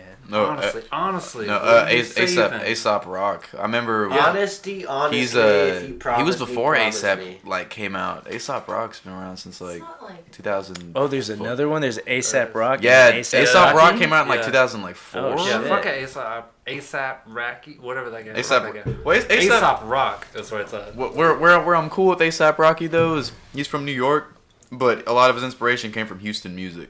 Oh yeah. I can listen to some ASAP. Yeah, because he like all of his old tapes, like the like Purple Swag tape and all those, like he has a big. It's really cool on those beats because he took like old like boom bap songs, but then put like a southern twist on it. Because his biggest influences were like he was listening to Screw Tapes and like UGK and stuff, but he was in New York, so he had. Like in New York, man, they're real serious about their rap because it's like the birthplace of rap, so they're real serious. I was noticing your MF. Oh, MF Doom mask, Yeah. Yeah, but like he took it a lot. He took it to a new level, and like he's inspired like so many people because he was connecting that. Like he was just like I'm not picking East Coast or I'm not picking any coast. He's like I just like music. Yeah. Wait, which one are we talking about? ASAP Rocky. Aesop or ASAP? ASAP. ASAP. No, No. sorry, it's No. So Aesop Rock he's like a white dude, right? I think so. He's been doing music. He's another New Yorker though. Yeah, he's a New Yorker, and he's been around for longer than ASAP A Rocky. lot. Yeah. Hey, I'll say a East good Coast decade. rap, dude. Yeah, Come on, that's where it Mobb started. Deep, That's where it started. Nas, man. Hey, Jay-Z, one of the greatest of all time. Actually, I just watched like this throwback of He stole so much. some stuff, and Stolen Jay-Z had so some much. dope shit. I mean, yeah, he's got But some dude, great shit, but he's also stolen. his timing on the bar when he raps, though. Hey, like, he doesn't write down his verses. Ooh. It's alright. just like You're Lil getting- Wayne. You're getting getting time. You're getting, You're getting better. No, it's You're just getting Jay-Z has his he'll write a verse, but before he goes in, like when he records, he doesn't read it off anything. He memorizes it before he goes in. That was something because I used to listen to his old tapes whenever so like Big L's one of my huge rappers. Like I don't know if I know who Big L is. Oh, that was tight. But Big L, he was so Big L got murdered because he would talk a lot of shit. Like all of his raps were just him talking shit. Like he got like the way What's the song The Devil. I don't remember like the I jammed like 2 albums from he's sorry. got one of the first albums the Lifestyles of the Poor and Dangerous. Yeah. And it's a good album, but he got shot in the face 9 times. That's like how he got killed. Wait, hold up. After a show. With a pellet gun, how the fuck do you get shot in the face 9 times? No, well the thing was, Devil's Son. Wait, it was a pellet gun? ADP is- Oh, that's what I was asking. What- How do you what's get his name? 50 shot? Cent, right? it was a 380. Like you say, he got hit with a 380. Yeah. But the thing From was like That's still 300 feet away, But- how the fuck do you no. still live? no, he died. Okay. Yeah, no, he's totally dead. 380 is like the most inaccurate Yeah. firearm. by- Well, the thing was though, like because it was after a show, it was like backstage. He was leaving a show in New York. He got jumped. It happened, and basically, if it wasn't Big L and he didn't have his wallet on him, you wouldn't be able to recognize him. Like it obliterated. Like it was bad. But Oh, okay. but That makes the thing about Big L though that was like he was just like his freestyles were crazy, but he brought like Jay-Z up like with him. Like Jay-Z was just like a kid. Like just rap, he was like 18, Yeah, and yeah. they have this old freestyle together. Oh, I think I know this. Yeah, the I freestyle's heard good, about and like, this. but Jay-Z would always talk about like he would always keep his raps in his head, and he would come in and just spit. Like he wouldn't have anything written down. He wouldn't keep a pad with him. He Dude, would- that's insane. yeah, he would just have it on him because he just loved it, and that's all he did. Yeah. And that's why he's so good at the business side of hip hop too, because he's been there since the beginning. But he just Some takes people it just have seriously. those brains as well, where Yeah. you can just store shit like that. Yeah, because he was one of the first that's just like, let's make a hip hop clothing brand. Let's do this. Let's That do was this. Rockefeller, Let's do right? Rockefeller, yeah. And then you know what? Oh, cool. We already have the brand established. I'm making a record label. I'm leaving this label. Bye. Like Yeah. y'all keep my music. I'm about to make better shit. Can't Yeah. knock And his he hustle. did. And he dude. did. But man, the craziest shit, drumming wise, that I saw, that it's just the most memorable for me. Yeah.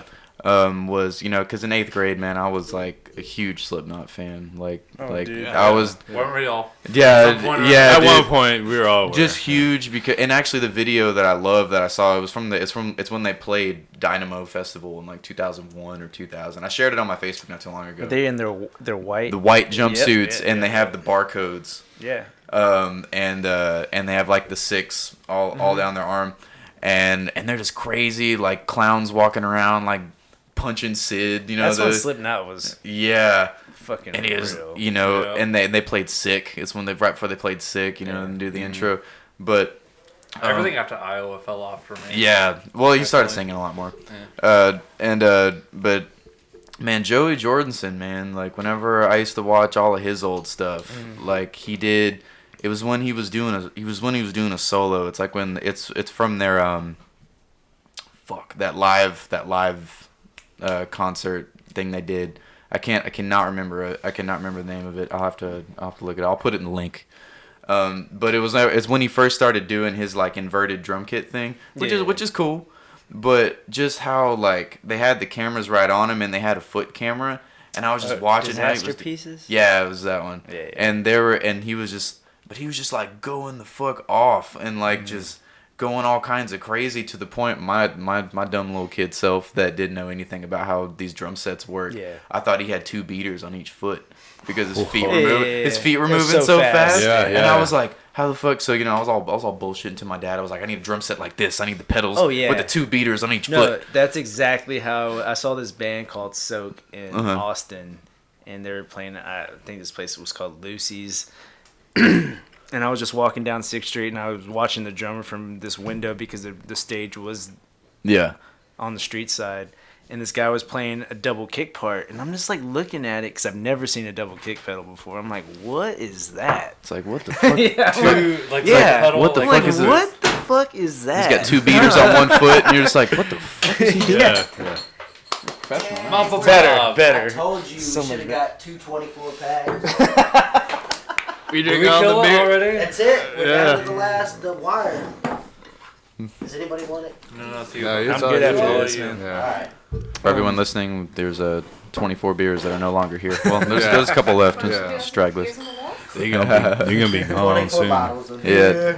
But yeah, man. Passed the around. round 20. But yeah- No more. But yeah, man, like that was my biggest when I was a kid, just because I was a huge Slipknot fan, and honestly, the cherry on top of my fandom of that band was like I got to see them on the All Hope Is Gone tour when I was like in 8th grade. So you got the original. Yeah, I still The got the shirt. original. I got the fucking poster right here. Yeah. Damn. Like, See? yeah, Dude, and hell yeah. I have the Hell matching yeah. shirt with all the tour dates on it. Who doesn't want to play on the drums and spin on a giant 9-foot pentagram? Shit, I think I do one day. That You know. quarter of a Like, million Maybe. people. Yeah. As much as I think it's just ridiculously excessive, Mhm. I want to do it so Yeah, bad. I wouldn't be upside down. Dude, I actually want to try. I actually want to try Tommy Lee's. He's got the fucking Hey, roller oh, coaster. Tommy Lee. He's got the roller Dude, coaster. actually, I Molly want to play his back. 32-inch kick drum. That's Oh yeah, I've seen that, dude. Yeah. Guys, take into consideration how much stress your body is under while you're doing it. It just makes it that much more badass that it's still. yeah. That's why I want to do it. Yeah. Think about how much cocaine they were doing. Oh. Yeah, That yeah, is a factor. yeah. You also got taking got the fact that Tommy these guys Lee. just show up and play. And play. Whatever Whatever the fuck anything they else want. is not really into. Yeah, you dude. don't They're have to do anything And else. not only that, Joey was kind of slop chop, but he was so good at slop Yeah, chop. Dude, Slap Chop, Man, whatever. Well, what That is- first what is album that? is what it is It is. because they didn't track to a click. What is Yeah. They Slap let Chop? Joey go in there and just Sloppy with the do chops. what. just fuck it up. Yeah, dude. Just And fuck it up. Not only Like, that, that bass drum sounded like a piece of fucking 8.5 by 11 paper. bro, dude. It's, Real yeah. talk, But though, it like, still I like- sounds. One of the most interesting It's things tough, I saw dude. from It's the Joey. toughest album in my opinion. I saw this has got late '90s video of Joey, and he was doing something I think I've only seen Tony Williams do. Mhm. Is swiping across his cymbals. Oh yeah. He'd hit like 2-3 in one strike, and I thought that was the most He'd be like, interesting. Oh, I can't do that. Yeah. But I definitely. Like, Someone and he told would, me like, it's like a painting move. Yeah, Yeah, yeah, across. it's just- Okay, yeah, I know what you're talking about. And I thought, I'd never seen anybody like, not to say that he was the first, but he Yeah, exposed that. exposed. Well, the way he'd set up his Exposed me to symbols that. was so like like orchestrate. You have Yeah, them like I mean, stacked he and set layered. Yeah, this shit up to when he accommodate first that. came out. Yeah, when he Yeah. first, yeah. And you almost kind of wish that he kind of stuck with that because you felt maybe that would have helped him stay in the Joey realm. Yeah. It's like as soon as he started changing things, then things obviously started changing. Yeah, and they started getting sponsorships and money and shit. Plus, he's about as big as this beer bottle. And that Dude, fucking yeah. ran like a monster. But dude, that's what I was saying. That's funny you made that joke about the bass drum sounding like that because I always thought about that. I was like, man, it just sounds like it didn't even tighten it. Like it sounds like but it's just you know flapping. what? That was the angriest It was awesome. fucking bass drum It's I so ever- good. That whole album made me want to hit. Which one? The somebody. self-titled? I Oh, think yeah. I was Yeah. 9 or 10 when that album. 99. came out. Yeah. Yeah, so I was 10. Yeah. It And- was beautiful. It was like the only shirt that I wanted to wear to school. Nobody got that angry. It's all. That's what I'm thinking. That's That's the most from other captive. people right now. Look, hey. Like, okay. I'm like- What you gotta think about Pantera too. Well, no, yes, Yeah. but I didn't look, get into that later. They're Though. still very intricate and they're 80s influenced. Okay. When Okay, these yeah, New yeah. metal dudes came out. Look, when I'm the closest in the core scene right now when it comes to the chug breakdowns and shit. But Yeah, chug. here's the reality: is that guys are getting slower now because slower is heavier. 4/4 beats. Dun dun. That two step. dun. You know, Dun. crowd It's 'cause of feels- weed. Who we well, kidding yes, us? no, but look, I mean, oh yeah. That's exactly what you're Look, talking Danny about. Carey was one of my biggest influences, but they're still artsy, intricate, alien, DMT influenced band. I'm talking right now, and modern day, metalcore, if Yeah. you will. It's not like Devil Wears Prada and that Memphis Mayfire. Yeah. Big chorus, heavy chug breakdown, hit the bell before you destroy the pit kind of shit. Yeah. Now it's who plays the slowest, who gets the lowest tone, what's the sludgiest, What's the dirtiest shit when you play? fuzzy. And when I hear that, I think 60s fuzz. I'm like, dude, you're just trying to recreate something that was done 4 or 5 decades ago in modern day music. Like when distortion was found on accident. Exactly. And so when I hear it, Busted ass kids amp. today and even adults, they're like, dude, it's all the production value. Okay, Mm-hmm. you get fat reverb on the snare, you get 4 on the hats, you get kick on 2 and 4 and snare on and 1 and 3. Yeah. Okay, or sorry, vice versa. Kick on 1 and 3 and snare Mm-hmm. on 2 and 4, and you get that. That makes people today want to punch each other in the face. When I heard, well, that's what I'm saying. This is my view because of our bands. I play with tons of bands like that. You got Yeah. Knocked Loose. They're awesome. But the reason those bands and Gideon right now, Yeah. they were so much more intricate back in the day. Now they're simpletons, quote unquote, in their music because their frontman, their vocalist is angry. When I listened to self-titled Slipknot, Corey Taylor was the most angry, gamey voiced guy. But it was still punctual. But exactly. Yeah. But you had the musicality behind it that was so abrasive and fast and just there was no structure. It was their own deal. This is 9 guys recording without a metronome that just wanted to kick you in the dick as hard as they could. I mean, Yeah. in reality, you know what I mean? I also loved how just kind of funky it was sometimes Sure. too. Like Some of them, like yeah, some like of that. the That's songs. like one of my favorite Dude. songs, and one of the first ones I ever attempted just by Slipknot was a fucking surfacing. Oh, yeah. Like I love surfacing so Yeah. much. Because when it breaks on the like whenever it starts going into that, I'm just like fuck, and fucking Sid's doing his like DJ Oh, yeah. shit. But it was just like a mix of everything, man. Like I love that song so his fucking much. his vocabulary definitely made me look into a Sure. Oh, yeah. dictionary quite a few times. Uh-huh. Like I didn't know like I learned all the liberate. lyrics. I was like, what the fuck's that mean? No, when I listen to all the lyrics of Spit It Out, Oh yeah. and Spread a I lot of was room I thought of. watching- Yeah. Yeah. It's going in there. Dude, when he said, oh fuck, what is it, lipping off hard, going home in a casket, I'll send you something in a basket Yeah, or some yeah. shit. And I was listening to it, I was like, Jesus, this guy just wants to, whoever he's talking to is not gonna make it to the end of this song. Yeah. I still to this day wonder how Marlon Brando sees California. Wow. You can't see California through one's eyes. It's like Well, how does he see it? Like, He's what's pretty going handsome. on? It's the Godfather, man. I'll say this though, in reference to modern music today, it's getting slower and more produced, and I'm all for it because here's the deal: that these guys think they're creating something new, and they're not gonna ever say that. But one day it's gonna come, they're gonna get an interview, and they're gonna be like, "Man, we were just feeling it. This is what came out." Yeah. Whatever. No, give credit when credit's due. Hardcore punk and new age hardcore edge kids in the 90s and the early 2000s were already two-stepping to 4/4. I mean that's been shoulder check, hate, moshing shit forever. I mean, for the last 3-4 decades. I mean, especially during the whole Reagan era punk rock. It wasn't just fast and dirty and mean and shitting in your hand and throwing it on people. It was slow. Shout out Gigi Allen, all right. Right? It was slow and enticing, People pitted back in the day. But when I hear the production, that's all it is. The production is so good. Yeah. And you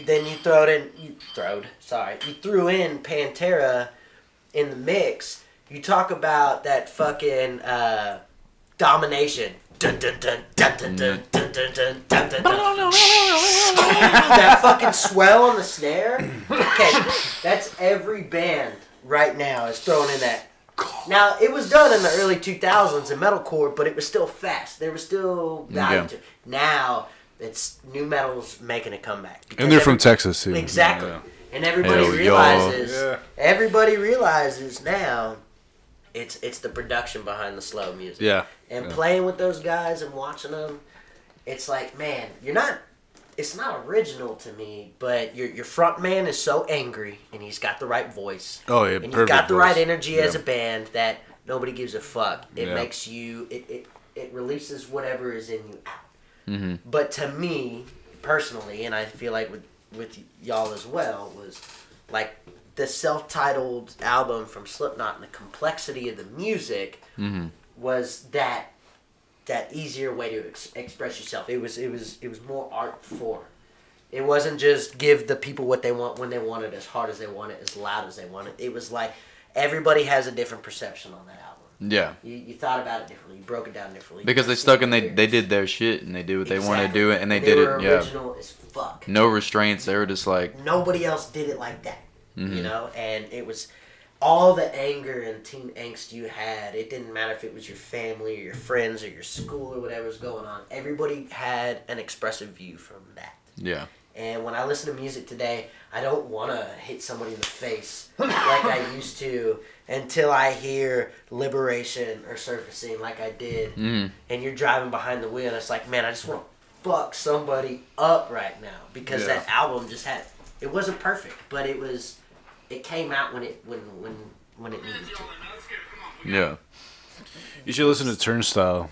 Yes, you I should. think Turnstile's Actually, fun, I've dude. heard 2 of their albums now. Oh, Right? Yeah, dude, that's a good band. They are. Yeah. And you know what? I think they really bridge that gap for the modern day music and the old school They make roots. it catchy. That's what I like. They Yeah. Yeah. They make it But real fun and catchy. The bands that our band gets thrown on when they say, "Oh, you're heavy. We're gonna throw you on with this." And you guys are really catchy too. Man. guys I are love your catchy. music. We have an awesome singer, dude. I Yeah. mean, Mike's He gives it 110 No, every time. 1,000%. I will. Okay. 1,000%. I mean, both of 1,000%. them. I mean, Tally as oh well. yeah, dude, Dude, their he's their great. performance. I love him. And Joe too. engagement Oh with- god, with Joe the is crowd. clean. It's just to me the ones we get paired up with, it breaks my heart in a sense of like, we're trying to be new and upcoming and get our message across. Yeah.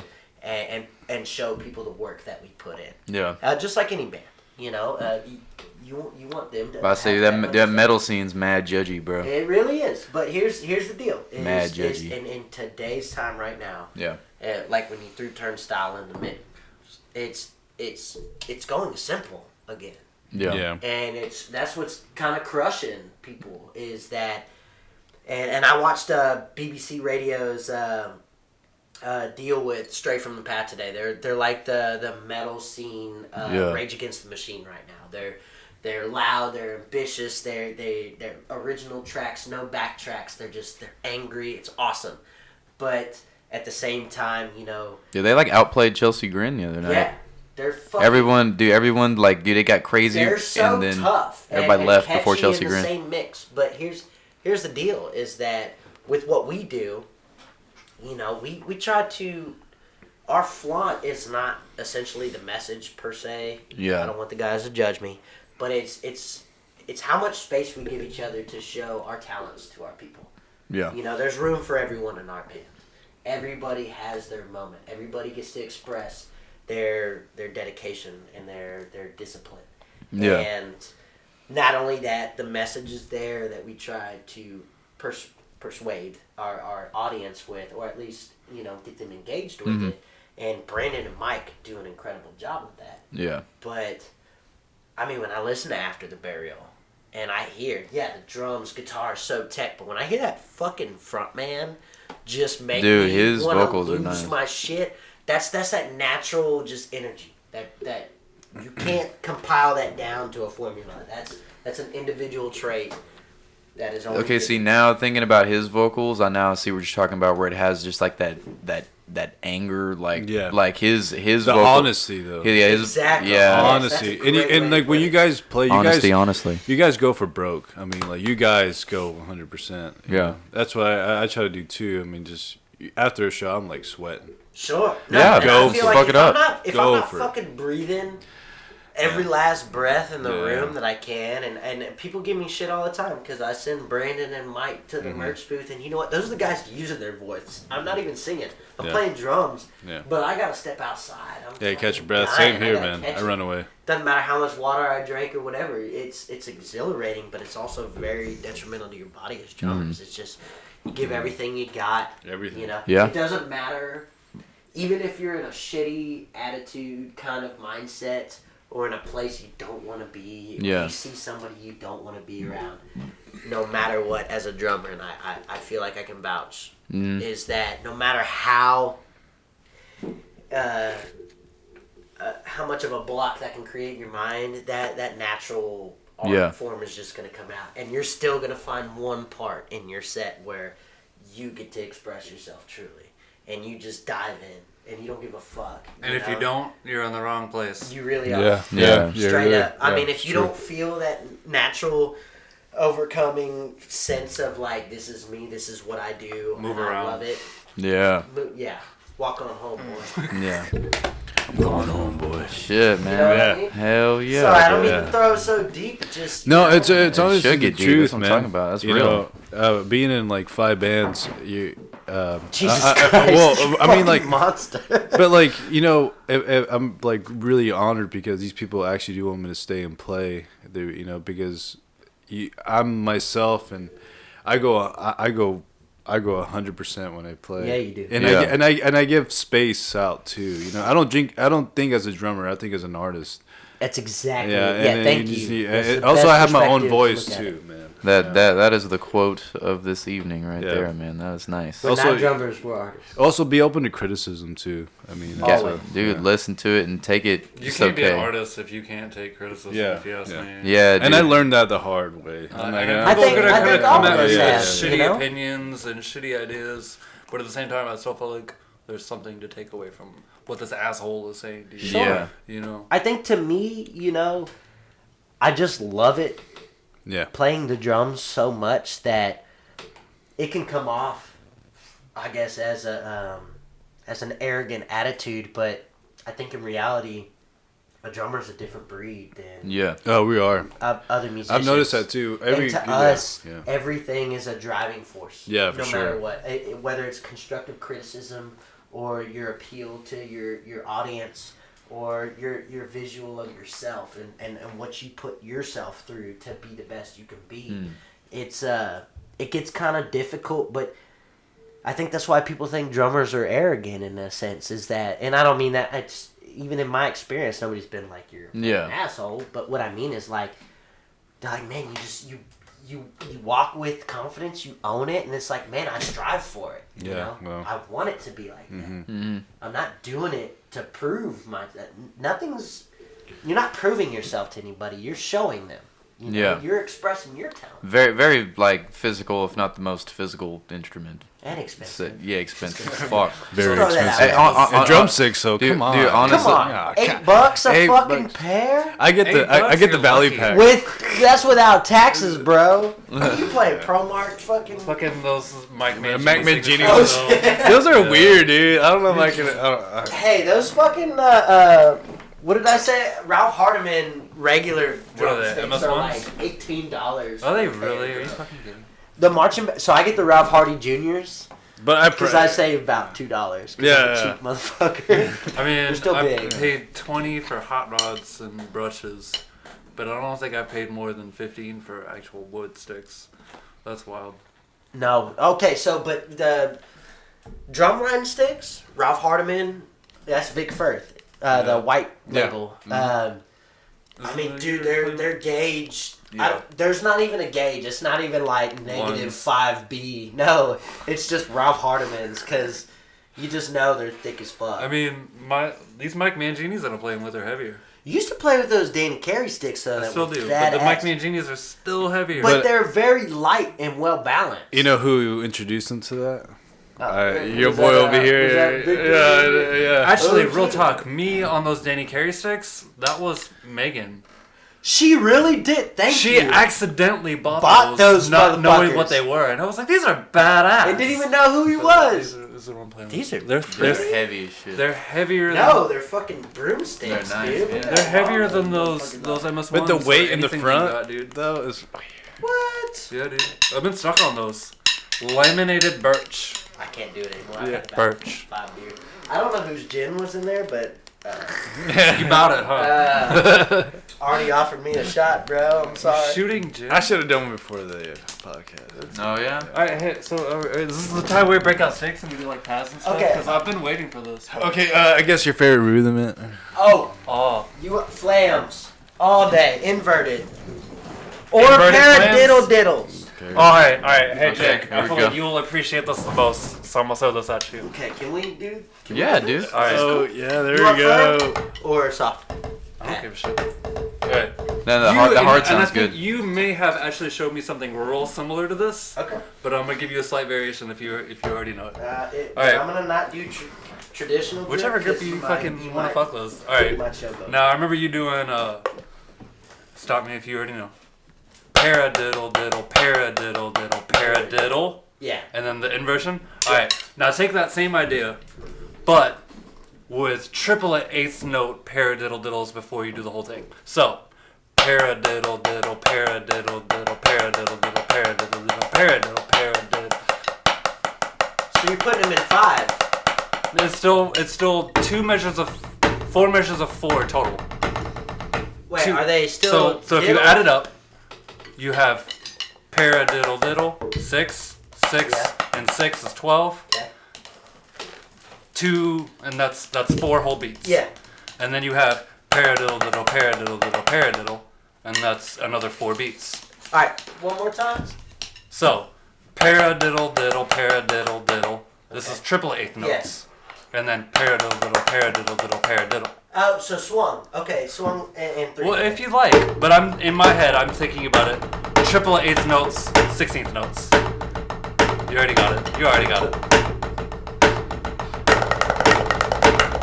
Oh, just 2 and 2. It should be 4 beats of triple eighths, 4 beats of 16ths. Try saying it. Paradiddle diddle, paradiddle diddle, paradiddle diddle, paradiddle diddle, paradiddle. Oh shit. Oh, okay. Ending on a paradiddle. Ending on a paradiddle, Okay. so then Yeah. there's an It's inversion. Paradiddle diddle, paradiddle diddle, paradiddle diddle. Oh, I feel like you're jumping maybe. Oh, I'm not. I'm playing. I'm just doing 2 and 2. That's why. I feel like you're maybe doing like triplet eighths and then triplet 16ths. So you want to think about it as banana, banana, watermelon, watermelon. No, All right, here goes the food banana, now. banana. No, hey. I shit you not. It just got really drummery in here. It's getting hot. Oh, so you're throwing the paradiddle in there to So invert it's- it. Okay, yes, so exactly. you're getting left and right. Okay, I'm Exactly. sorry. I was doing right hand lead. Now we're the on the whole same time. page. Okay. Paradiddle diddle, paradiddle diddle, paradiddle diddle, paradiddle diddle, paradiddle, paradiddle diddle, paradiddle. paradiddle, I got you. paradiddle. So it's like the same thing you're doing, but you're just inserting. Jesus. Okay. Yeah, it's fucked off. It's hella fucked off. I've been stuck on this Okay. for a hot minute. Dos Equis.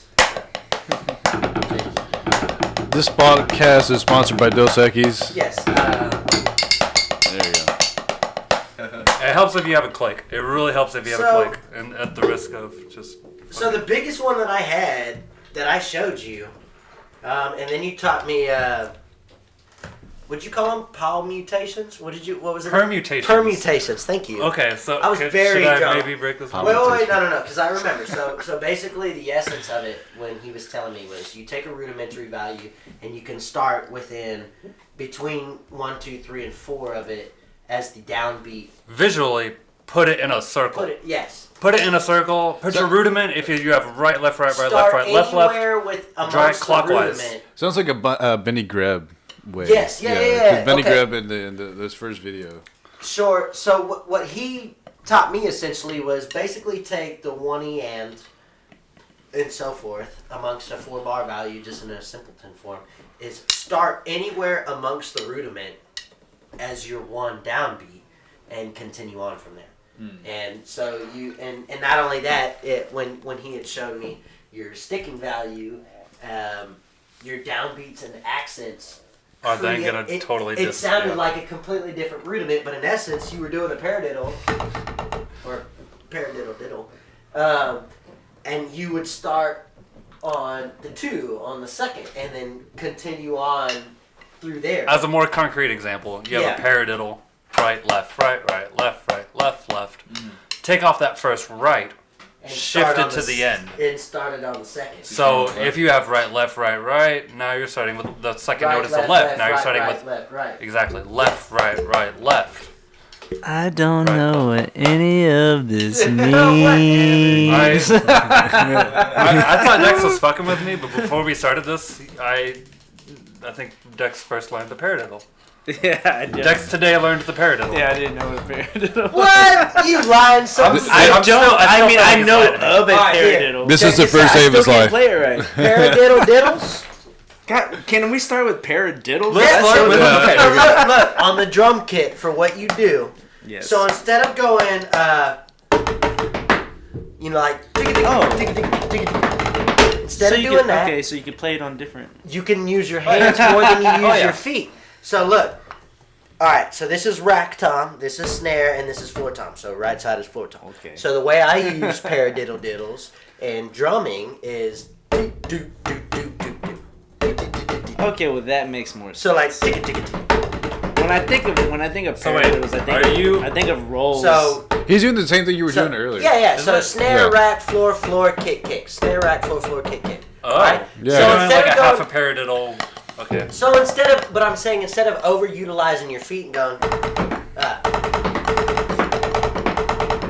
which a lot of people do. I mean, I would do that as singles rather than a paradiddle. I'm not gonna lie. Everybody does I that, get right? I get real lazy about it. Well, but I use paradiddle diddles now. So instead of going, I go for the more Okay, groove okay, flow. If I I got a gotcha. little more time frame. So on that note, before we got here, I had AC come downstairs and yell at me because I was doing. It was great. Uh, Check out AC Erasmo. Oh, yeah. Great rapper. Erasmo, dog. Also, But he did illegal not like my drumming today. illegal noodle. He could feel it in his bones everywhere in the house. And It was great, anyway, yeah. It was funny. Right, left, right, kick. No, right, left. So your diddle is in the center of it. Yes, Whoa, that feels it's weird. fucked off That because hurts my ass. no, wait, was it? I don't know. What was it? No. I'm fucking- what? Do you remember the first one I ever brought to you? I was so impressed about with the flams and the heritas because I had learned the two. Dude, I'm still fucking with that. I love that thing. Okay, which one? So you're talking about the.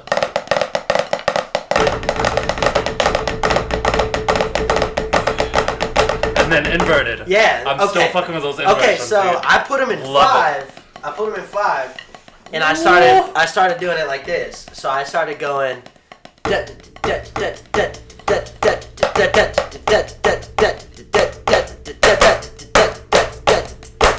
Now I don't have heritage yet, but I have flams. So I've been going like this.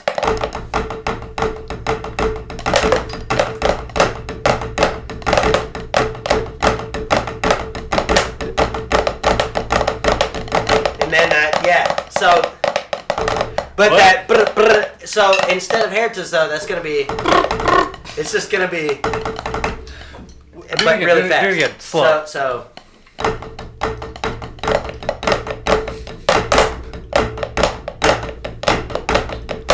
That inverted flame, that's brutal. Out So- of a simple curiosity, have any of y'all been to the drum circle? No. That's ironic as hell. Victor, I feel like is No, well acquainted. I've never been to that drum circle. Oh. Uh, There's multiple. no, Any drum circle. no, I have Oh! Get it, girl. Is this singles? There you go. I was like, I thought you got like a whole pair of That's going just on that there. I was like, bullshit. That's bullshit. Don't listen to me, dog. But I'm gonna tell you right now, dude. Instead of, so I used to give shit about. Actually, I used to get shit about doing this all the time. They're always like, man, pussy ass. So then when modern day drummers came out, they were like, dog, rudiments. So they were like, do paradiddle diddles, but make the last part your foot. So right, left, right, or right, left, right. In essence, instead of left, it'd be right. Yeah. With your foot. Yeah. So you would right, left, right with your foot. That's where I would be like, fuck you, I'm No. gonna do what I want. Dex is the most right-handed or right-footed coordinated motherfucker. That's why I don't want to hear it. I don't know about that. You hate double bass, bro, but you're good at it. So No, I'm not. you're good with your right foot. I don't want to hear it. I've Oh, seen it. am I right? Yeah. Take the compliment. It's hard because he's really good. that He was it. knows though. Am I the only one that does single pedal over here? Well, Yeah. Do you actually? Okay. You're also the guy that does like 64th notes on your ride cymbal Yeah. when you're fucking playing drum. Yeah. Yeah, That dude that's your is- boy. That's your boy over here. Victor's a machine. Don't listen. Victor is a machine. I'm a but fucking machine. At the risk of. I'm the I machine. don't know how else to Boom. Like all How'd the you? time. You know, that's me. That's my identity. I love that shit.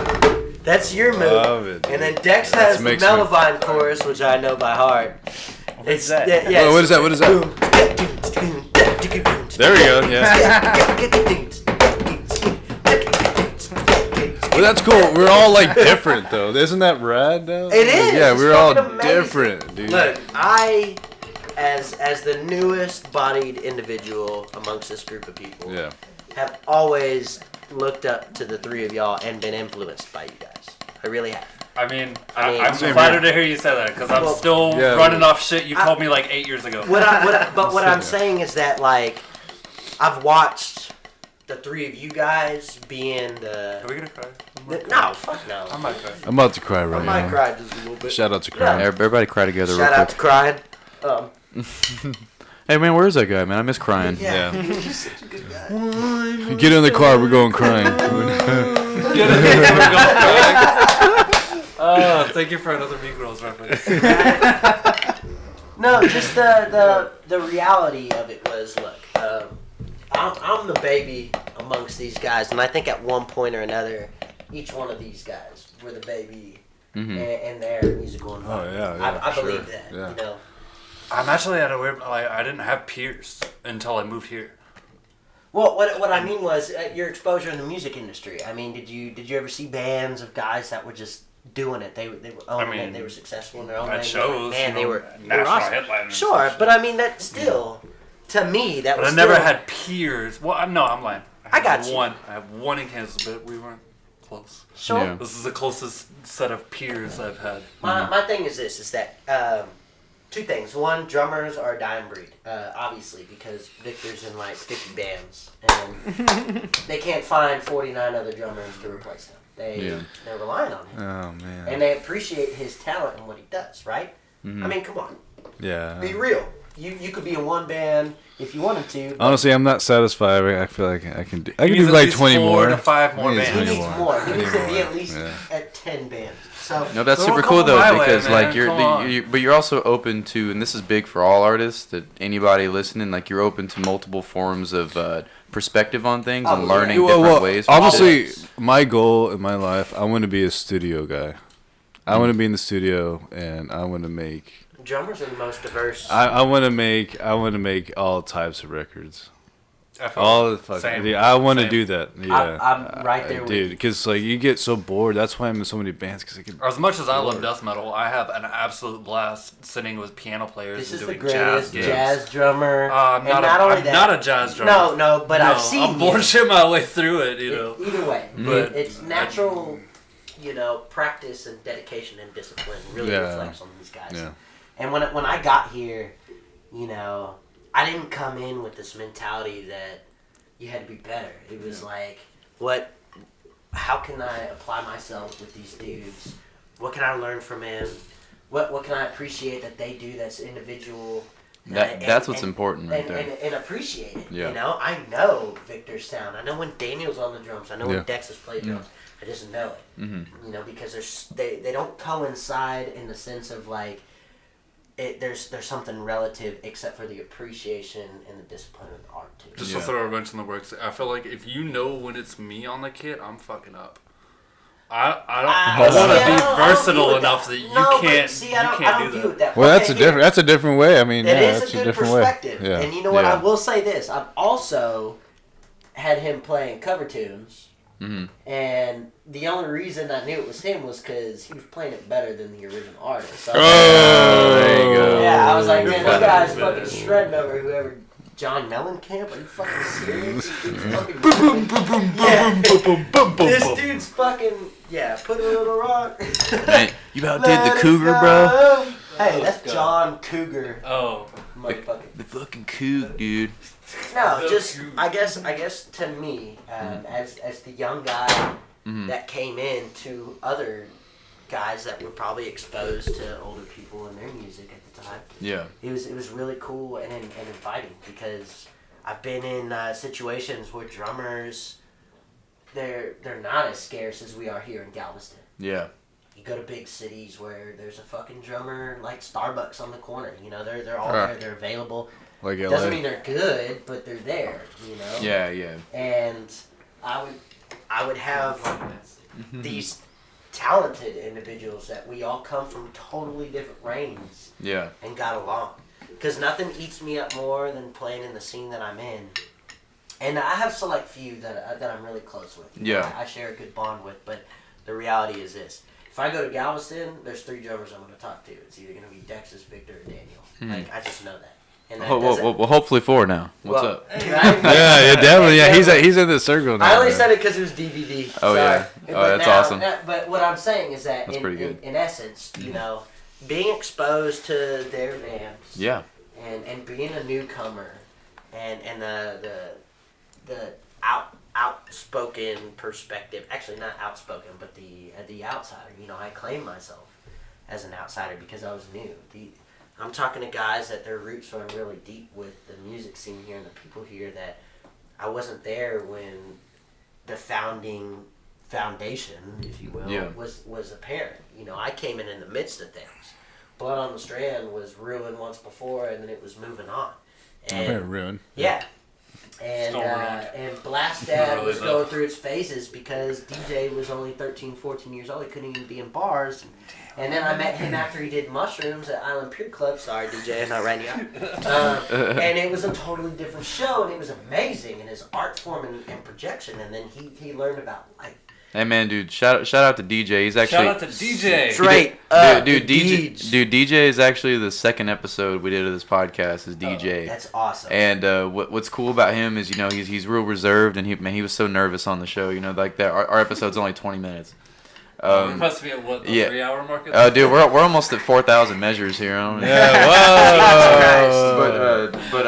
But I'm gonna chop it up and like, dude, this that whole drum lesson thing you are doing its own segment. I'm gonna chop this up real good. But what I like about DJ though, man, is like he's like this cool, just like collect dude Man, he gets on behind that guitar, dude. He turns into an animal. A fucking machine. Dude, machine. Like a corrupted, sparks flying wires. Victhor Well, ripped out. I could say something about that. Yeah. Because you're the Because closest. he molded me and he's pushed me probably the most out of a lot of magicians have pushed me, but he's like one of the top ones, and his music is what I do for him. I give him all the space, you know. Yeah. And I try to mold myself, and I try to not overplay, and I try to make it to where, man, I don't know how to put it into words because I give him all the liberty, which is good too because he really likes that. Also, he taught me a lot with drumming too because he writes a lot of shit too.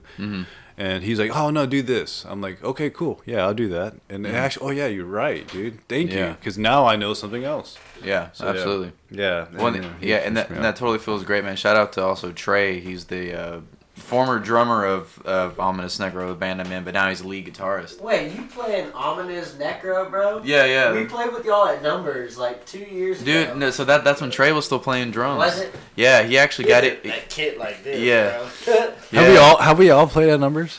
I think I'm Daniel sure. played at Numbers. Yeah. That disco ball. Legendary. Yeah, that Which- disco ball. Oh. Oh, that was a nice one. Yeah, we need to, Steph, we need to go by numbers sometime. I think you need Well, to see that. 80s I think it's nights is more on gay Friday. strip club night, and then It is. 80s night. Yeah. They have a lot of gay nights. But 80s night, Danny Weber and Susan, they still go. They've been Yeah. going for 25 years. We did a crawfish boil on our show that day, and it fucking poured rain and got about 8 people to come out when we played. Yeah. We Oh my headlined. gosh. So check it out. It's better than nothing. Prior to that, the fucking place was packed, and our band was boiling crawfish. So our band is all restaurant industry people. Yeah. So we were serving food. We would have buddies of ours bring food. We'd serve food, like dish it out, and be like, "Hey man, fucking buy a shirt, get a ticket, whatever. Come in, we'll feed you for free or for like $1. You know." It's Tip jar. crawfish, though. Oh yeah. People can eat pounds. Yeah. How much were y'all boiling? I'm really No, curious. just like pumping out like a pound with sausage and Yeah. corn and potato The and fixins. seasoning. And we were like, "Hey man, either donate or buy a shirt or get a ticket and come watch us." And it started pouring fucking rain. And like all these people ate and they saw the opening bands, and then we were like, "Boom, we go on at 11:45." Let's get it. And we get up there, and it was like the sound guy and the bartender and the janitor was like shutting down the back room. And we were I think like, we all been there. "We're an Yeah, author, we a all- poet. Thanks to all 80 y'all for Thanks being here. We all been Bar there, dude. staff. We all- Hell yeah. Yeah. Bam. And we still play. And you know what? They were like, "Well, y'all set was 45 minutes, but you could cut it down if you want." We're like, "No." Nah, dude. No, we we came here played- to do 45 We played minutes. our whole set, and they shut off the AC. And this was like August. Oh, the And hottest they shut time off of the AC. year. But it was still raining. But you know, when it rains, it's still hot. It's as fuck. it's more humid. Yeah. And not only that, they shut off the AC. Nobody was there except Ominous Necro. The band members were there, and a couple residual people that were like, "We're still here," and they were like, "Who the fuck's playing?" Alright, But we I went. walked in on this. What show is this? This was Numbers. This was our first Numbers experience. Yeah. Dude, you know Trey almost got into it with the sound guy that night too. He talks about that like anything like they have a running joke between them before I joined the band where he's just like This particular show? yeah where he'll be like, or what about that sound guy from Numbers, Trey, and he's just like, fuck that guy. Don't get me started. Say, not only did they turn down sound, and They turned off the AC. and shut off the AC, which is a big fucking place. So like, when That's a big AC's fuck gone, you, dude. That's yeah. a big So, fuck you. But here's the thing. If it was anywhere else, it would have just been fuck you. But it's Galveston. No, this is Houston. No, this is Houston. Oh, This is Houston? Galveston. Yeah, represent- Numbers is across the street from Avant Garden. Avant-Garde. It's on Montrose. No, Or this Westheimer, was- Westheimer. Yeah, this was a big deal because when we showed up, Well, I mean, it was fucking nuts, dude. Like, Yeah. it's still a concrete fishbowl in the prime of humanity. It's hot. It's hot. essentially, yes. It's hot. But not only that, the venue shut off the AC. The venue told the sound guy to just start turning the shit off. And we were in mid-set, and we were like, "Look, man, we don't care we're playing to this beer bottle, like we're gonna go fucking nuts for this beer bottle. Yeah, in the crowd. You always got to play like the house is And packed. literally, I kid you not, so many times my morale has been let down, and I've been like, man, fuck this, I don't want to be here. But you still deliver because because honestly, that mindset, that's what's going to carry you from one show to another. It doesn't matter who you're playing to. The fact is, you are playing a show, so you perform. Is that wine? It is Diet Dr. Pepper and Okay, I was like, dude, That's a that lot of wine. is a fat glass. Did I drink your gin with Artie earlier? I'm so You sorry. most likely did. The green bottle? It's, okay. It's all right. Wait, Tanqueray? Look, I was gonna say, what kind of drink you got over there? Anyway, so that's one of the most respectful things about bands. That's when it shows that they're in it for the actual music and the actual passion that goes into the art of the music, rather than just saying, oh yeah, I'm in a band because whatever reason for chicks. Like, so whenever you can actually perform a show, no matter who it's to, if it's a beer band, a beer bottle, a bar staff, or an actual like shoulder to shoulder packed crowd, delivering from show to show is what makes you a band rather than a bunch of dudes with a bunch of instruments. I think a lot of these guys, us especially, we know that mentality. I think the reality is that the consistency of that is going to happen whether or not you like it. Yeah. You know, you may have high expectations. Just to drive that point home again, what distinguishes you from being a band versus just a bunch of dudes with instruments? Actually playing the show for the sake of the show, no matter what size your crowd is, whether it's the bar staff or shoulder to shoulder. Okay. Yeah, honestly, I'll fucking agree with that. No, you're right, because playing music, it like sanes me. Yeah. It brings it like, because brings you sanity? it brings me sane because like my mind works differently than others because it just I think so much, but when I do it, it gets me away from my phone. It gets me away from my thoughts. Yeah, I feel and, that. And you just go for it. Music is the greatest distraction from the human brain, honestly. I don't want to call it a distraction, though. Or a process. Here's from a visual perspective process. is that From your perspective, yeah. Okay, so yes, I will agree with you in the distraction sense because to an extent, because life brings you brick walls and hardships. Oh yeah, for sure. Them, and sometimes music is that little path, right? It's always, not even sometimes. Sure. It's okay. always. I guess, and our field now as being performers that consistently do it. You don't. Okay, I don't want to word this wrong and make it sound weird. I don't want to say like you don't look forward to the next show because that's not what I mean. But what I'm saying is like. When you were introduced to people that liked what you did, right?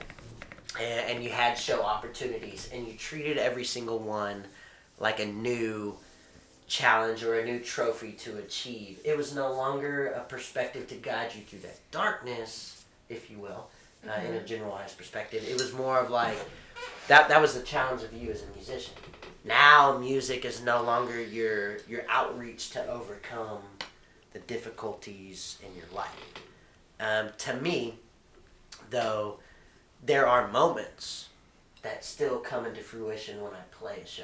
Where it's like, sometimes in a certain song, a verse might hit me different than it would another time because I'm feeling it. Yeah. And I'm like, man, I wish I knew this 10 years ago. I wish that was what carried me through. Find new shit all the time in the same songs. That's all in perspective. That's all in hindsight. Exactly. That's what makes being an artist so amazing. And I'm not like saying like we're not all artists here. No, right? Artist is by definition. Exactly. You hit that on the money, man, because that's the biggest thing. That's why on the show I like to push enjoying the process and learning and being okay with like fucking up or doing stuff like that, because when you think about it and you look and you analyze it and you take that whole like self-pity shame part out of it and you're just like, okay, well what did I do wrong? But look, I might have messed it up, but that mess up might be the first step to a different fill I could do here. Sure. Or it might be this different thing I could do here, and you kind of like different song completely. Yeah, or a different song completely. You figure something out like that. That's what I like about it the most. That's why the process, instead of thinking about like, man, it's taking me forever to figure this shit out, or man, it's like, bro, fuck that. take what you need and just grow and then like build on it, man. You know? I think for us with you guys, and I'm only speaking for all of us because I've observed Yeah. these three guys. I mean, for 10 years. you've seen like hours of their playing. Well, and I've appreciated every bit of exposure I've had to them. Yeah. And I wish there was more because these dudes play more shows than I can ever fathom sometimes, and I hate it because Dex will be the first one to call me out and say, "Man, you can't make it out," you know. And I'm at home cooking dinner or something. Yeah. You know, and sometimes you let life get in the way of your art. Yeah. But the reality is this too is when I talk with my band, I say, "Hey man, well, this is what we're doing. I can't let life get in the way of that." So it can be biased. Yeah. But the reality is this is that when I watch these guys and I gain from it and Yeah. get that outward perspective, I think we can all speak for ourselves that sometimes you have moments where you're not in the same perspective that you want to be. Yeah. And I can say for myself, I when I first got into it, I went through a lot of excess. You know, because I wanted to be a part of what these guys were a part of for so long that I had to be the hardest or do the dumbest shit. You know, whatever that whole put yourself on a pedestal bullshit. Yeah. Until you realize that the real affirmation that we had and the point where we met in the middle was the joy of playing drums and playing music and being expressive. Yeah, you're sitting at your kit. You're like, man, I'm playing Exactly. my drums. So yeah. There was no ideology behind what you did. It was just that we had a shared reference point, and that was drums and art and expression. There was nothing else. It wasn't about pride. It wasn't about skill or knowledge. It was just about what we had in common was no matter what happened brought us together. We all shared that. And again, I bring it back to playing in other cities where I see other bands that they probably share that in their own mutual way, but I feel like us, we're kind of an open-armed group of individuals where we see somebody come into our town and we're like, man, that was incredible, or you did great, or whatever. You know, we're smaller, but the reality was, we know, at least amongst the five of us, Yeah. that we share the same outcome. You know, push each other and strive for excellence. Be the best you can be. Discipline yourself. and Absolutely. And not be judgmental. And everybody's reasoning is going to be different. Your expressive approach to your drums is going to be for different reasons. But that doesn't mean we can't all relate to Find some middle and ground. find Yeah. the middle ground. Yeah. Exactly. Absolutely. And I think that's awesome because I've looked at these three guys, I can't say it enough, Yeah. as peers to me and as guys that are so completely different in what they do, but have been an inspiration to me in the band that I'm in Yeah. right now. And I know when I play in front of Victor or Daniel or Dex, Uh-huh. I'm probably going to do something different each time because I know they're Yeah, we're looking like dead at you, dude. All right, so we were Staring. everything you do. Like Anybody else, I I'm just there wanna mug the looking shit out at of you you. while I'm playing. Yeah. Speaking of the crowd's packed, you're sort of No. You know when you Mugging. lock eyes when you Straight play up drums mugging, dude. Oh, with dude. the other drummer in the crowd that you Yeah. know, and you You're know like, they're yeah, watching for yeah. certain reasons. And sometimes you can just like, I've never met you before, but you're mugging me like you're another drummer. Yeah. You probably know. You yeah. know? Oh, you're. I a don't drummer. know if any of y'all ever got that vibe. I felt no. I've got the vibe, and I've probably given the vibe multiple times. Like, And they're many like Right. this. see. With the arms Okay. crossed, looking all stiff. I and will shit, break like, one all sense of. I can't even think of the word because I've had a couple Dos Equis. But yeah. I will tell you this: is that Dos Equis. when I catch a drummer at a show, Yeah. that just the entire vibe of the band captivates me. But I hear him grooving. Yeah. I'll work my way to the front because I'll jam out because I just love to see somebody that loves something that I do as well. Yeah. And something different. And that's kind of relatively new for me. Is I used to stand in the back and I'd listen to the mix and I'd feel it out and I'd hear the band. But when a musician actually captivated me that I enjoyed, Uh-huh. I would try to get as close as I could, whether it's national or local, and just be like, and jam that guy. And I do the same thing to guys. When I see him looking at me, head bobbing, I'll try to point as much as I can to be like, dude, I see you. I appreciate it. It feels so good to like know that somebody's appreciative of what I'm doing. Mm-hmm. Because drummers, in essence, unless you're a musician, you're in the back. Yeah. And you're keeping the most important rhythm, no pun intended, of the entire experience. Yeah. But the naked ear and the general public's not going to appreciate that unless they understand it, Mhm. right? So the best thing you can do is be the best you can be. Be the most individual. Stick out. Be different. Pun and intended. not only that, strive for excellence. Yeah. Damn. You know, man, honestly, with that note right there, man, I think that definitely came back around full circle, man. That's awesome. I fucking love that, dude. This has been great, guys. Yeah. Thank you for having us. This was Yeah. This Thank has been great, dude. This is gonna be 2 episodes. I'm gonna split this into Jesus into Christ. 2 pieces. I'm sorry. I talked No, way too dude, much. no. It's great, man. That's what I love about the podcast, man, because it's just full on conversation. It's not a structured interview or real anything like that where you have limited time to say shit. We have like full, complete thoughts. Maybe we even backtrack and maybe we even talk about aliens or some shit randomly. But like it's a yeah. Dude, you hear them? They're coming. Are those the cats?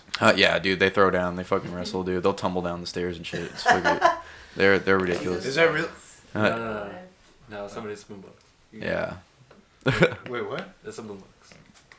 I should- Well, hey, if It's so, real. everybody, real quick, before we kill it, do y'all what's all like the band info for what y'all do for like social, so people listening can go check out y'all shit. So we have, you can catch us on Spotify, and you can... An author, a poet. An author, poet, sorry. I'm terrible at this. You can follow us on Spotify. We got Facebook, Instagram, Twitter, all the markets. We also have our website, anauthorpoet.com, and you can get us on Big Cartel for our merchandise as well. Sweet. But to whom it may, you guys are just straight up. Oh, sorry. Yeah, no, you're good. That's that OG Straight up shit. everywhere. Everywhere. You could get us at Macy's, dog. Yeah, you can toWhomItMay.net or toWhomItMay at Twitter, Instagram, Facebook. Same all that handle other for all stuff. those. SoundCloud, yeah, same thing. Cool. To Whom It May Band. Sweet. Blood on the String, you guys got any recordings or anything out or? YouTube. Yeah, take them on YouTube. I mean, Yeah. there's some stuff for Blood on the Strand. If you're interested in me personally, just find me on any of the social medias. I'm Daniel F. Gray. Cool. Or I think the Instagram is UK Drummer in Texas. Oh, sweet. And he does do lessons. He does do lessons. He's incredible at it. It's fantastic. And then Victor of the multiple bands, the Incarnate. An hour older, you can only find us on Bandcamp. Mhm. We try to keep it really punk and just do it one place, and it's free too. Mm. Oh, we try to make it Fuck free. yeah, it We're is. actually we're about to record a new album. It's gonna Yeah. be great. We can try to go to Japan next November. Yeah, and also for Our World Order, check out his bandmates. We have an episode with Pete and Johnny. It's Yeah, absolutely Pete and Johnny are hilarious. Great. Yeah. For Blast Head, you can. We're gonna release something kind of soon, Uh-huh. and you can find us on Your single Bandcamp. on Spotify? Yeah, we got a single. say that you're Yeah, single? we got a single. We You got are a single yourself? I am single. Yes. Yeah. And ready to mingle. Yeah. Ladies, he is single. All right. Yeah, it's on Spotify. I think it's on iTunes probably. I don't know. It's amazing. Don't let 'em Yeah, fucking any tires in undersell that shit. Texas. Yeah, we got something on iTunes and Spotify. We're about to record something else new too. We're gonna go on tour. Sweet. Going all the way to LA. It's gonna be great. And Tight. Indian Tigers? Yeah, Indian Tigers. Yeah, it's gonna be great. That's awesome, Yeah. dude. And that's all my. I don't know if that's all my bands. I forgot. Did you get 3LI yet? 308, we're just a cover band, which I actually love playing in a cover band. Yeah, it's a lot of fun. It's fun. You get to play a lot of the hits, you know, that you And actually that, enjoy. that's with Alfredo Del Santos. Shout out to His him. favorite song is Uptown Funk. Yeah, Uh-huh. it's Alfredo's like one of my best friends. Yeah, shout out Fredo, also from Narwold Order, and Blast his Dad. uncle, Jesus. Mm-hmm. But yeah, we're just a cover band. We like to play around. Keep This Yeah. one's singles. yeah, Hell yeah. keep at it, man.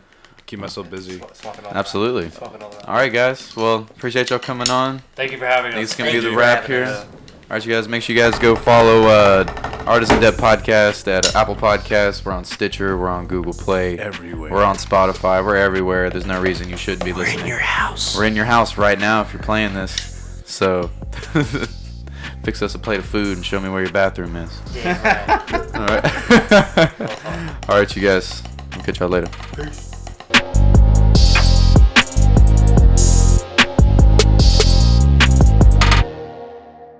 You've been listening to the Artisan Depth Podcast, motivating creative minds through artistic exploration. If you like what you're hearing, please be sure to give us a rating or a positive review. And if you'd like to get in touch with us, you can email us at vonpatrickarts@gmail.com. That is VONPATRICK@gmail.com. Thank you very much, and we look forward to talking to you.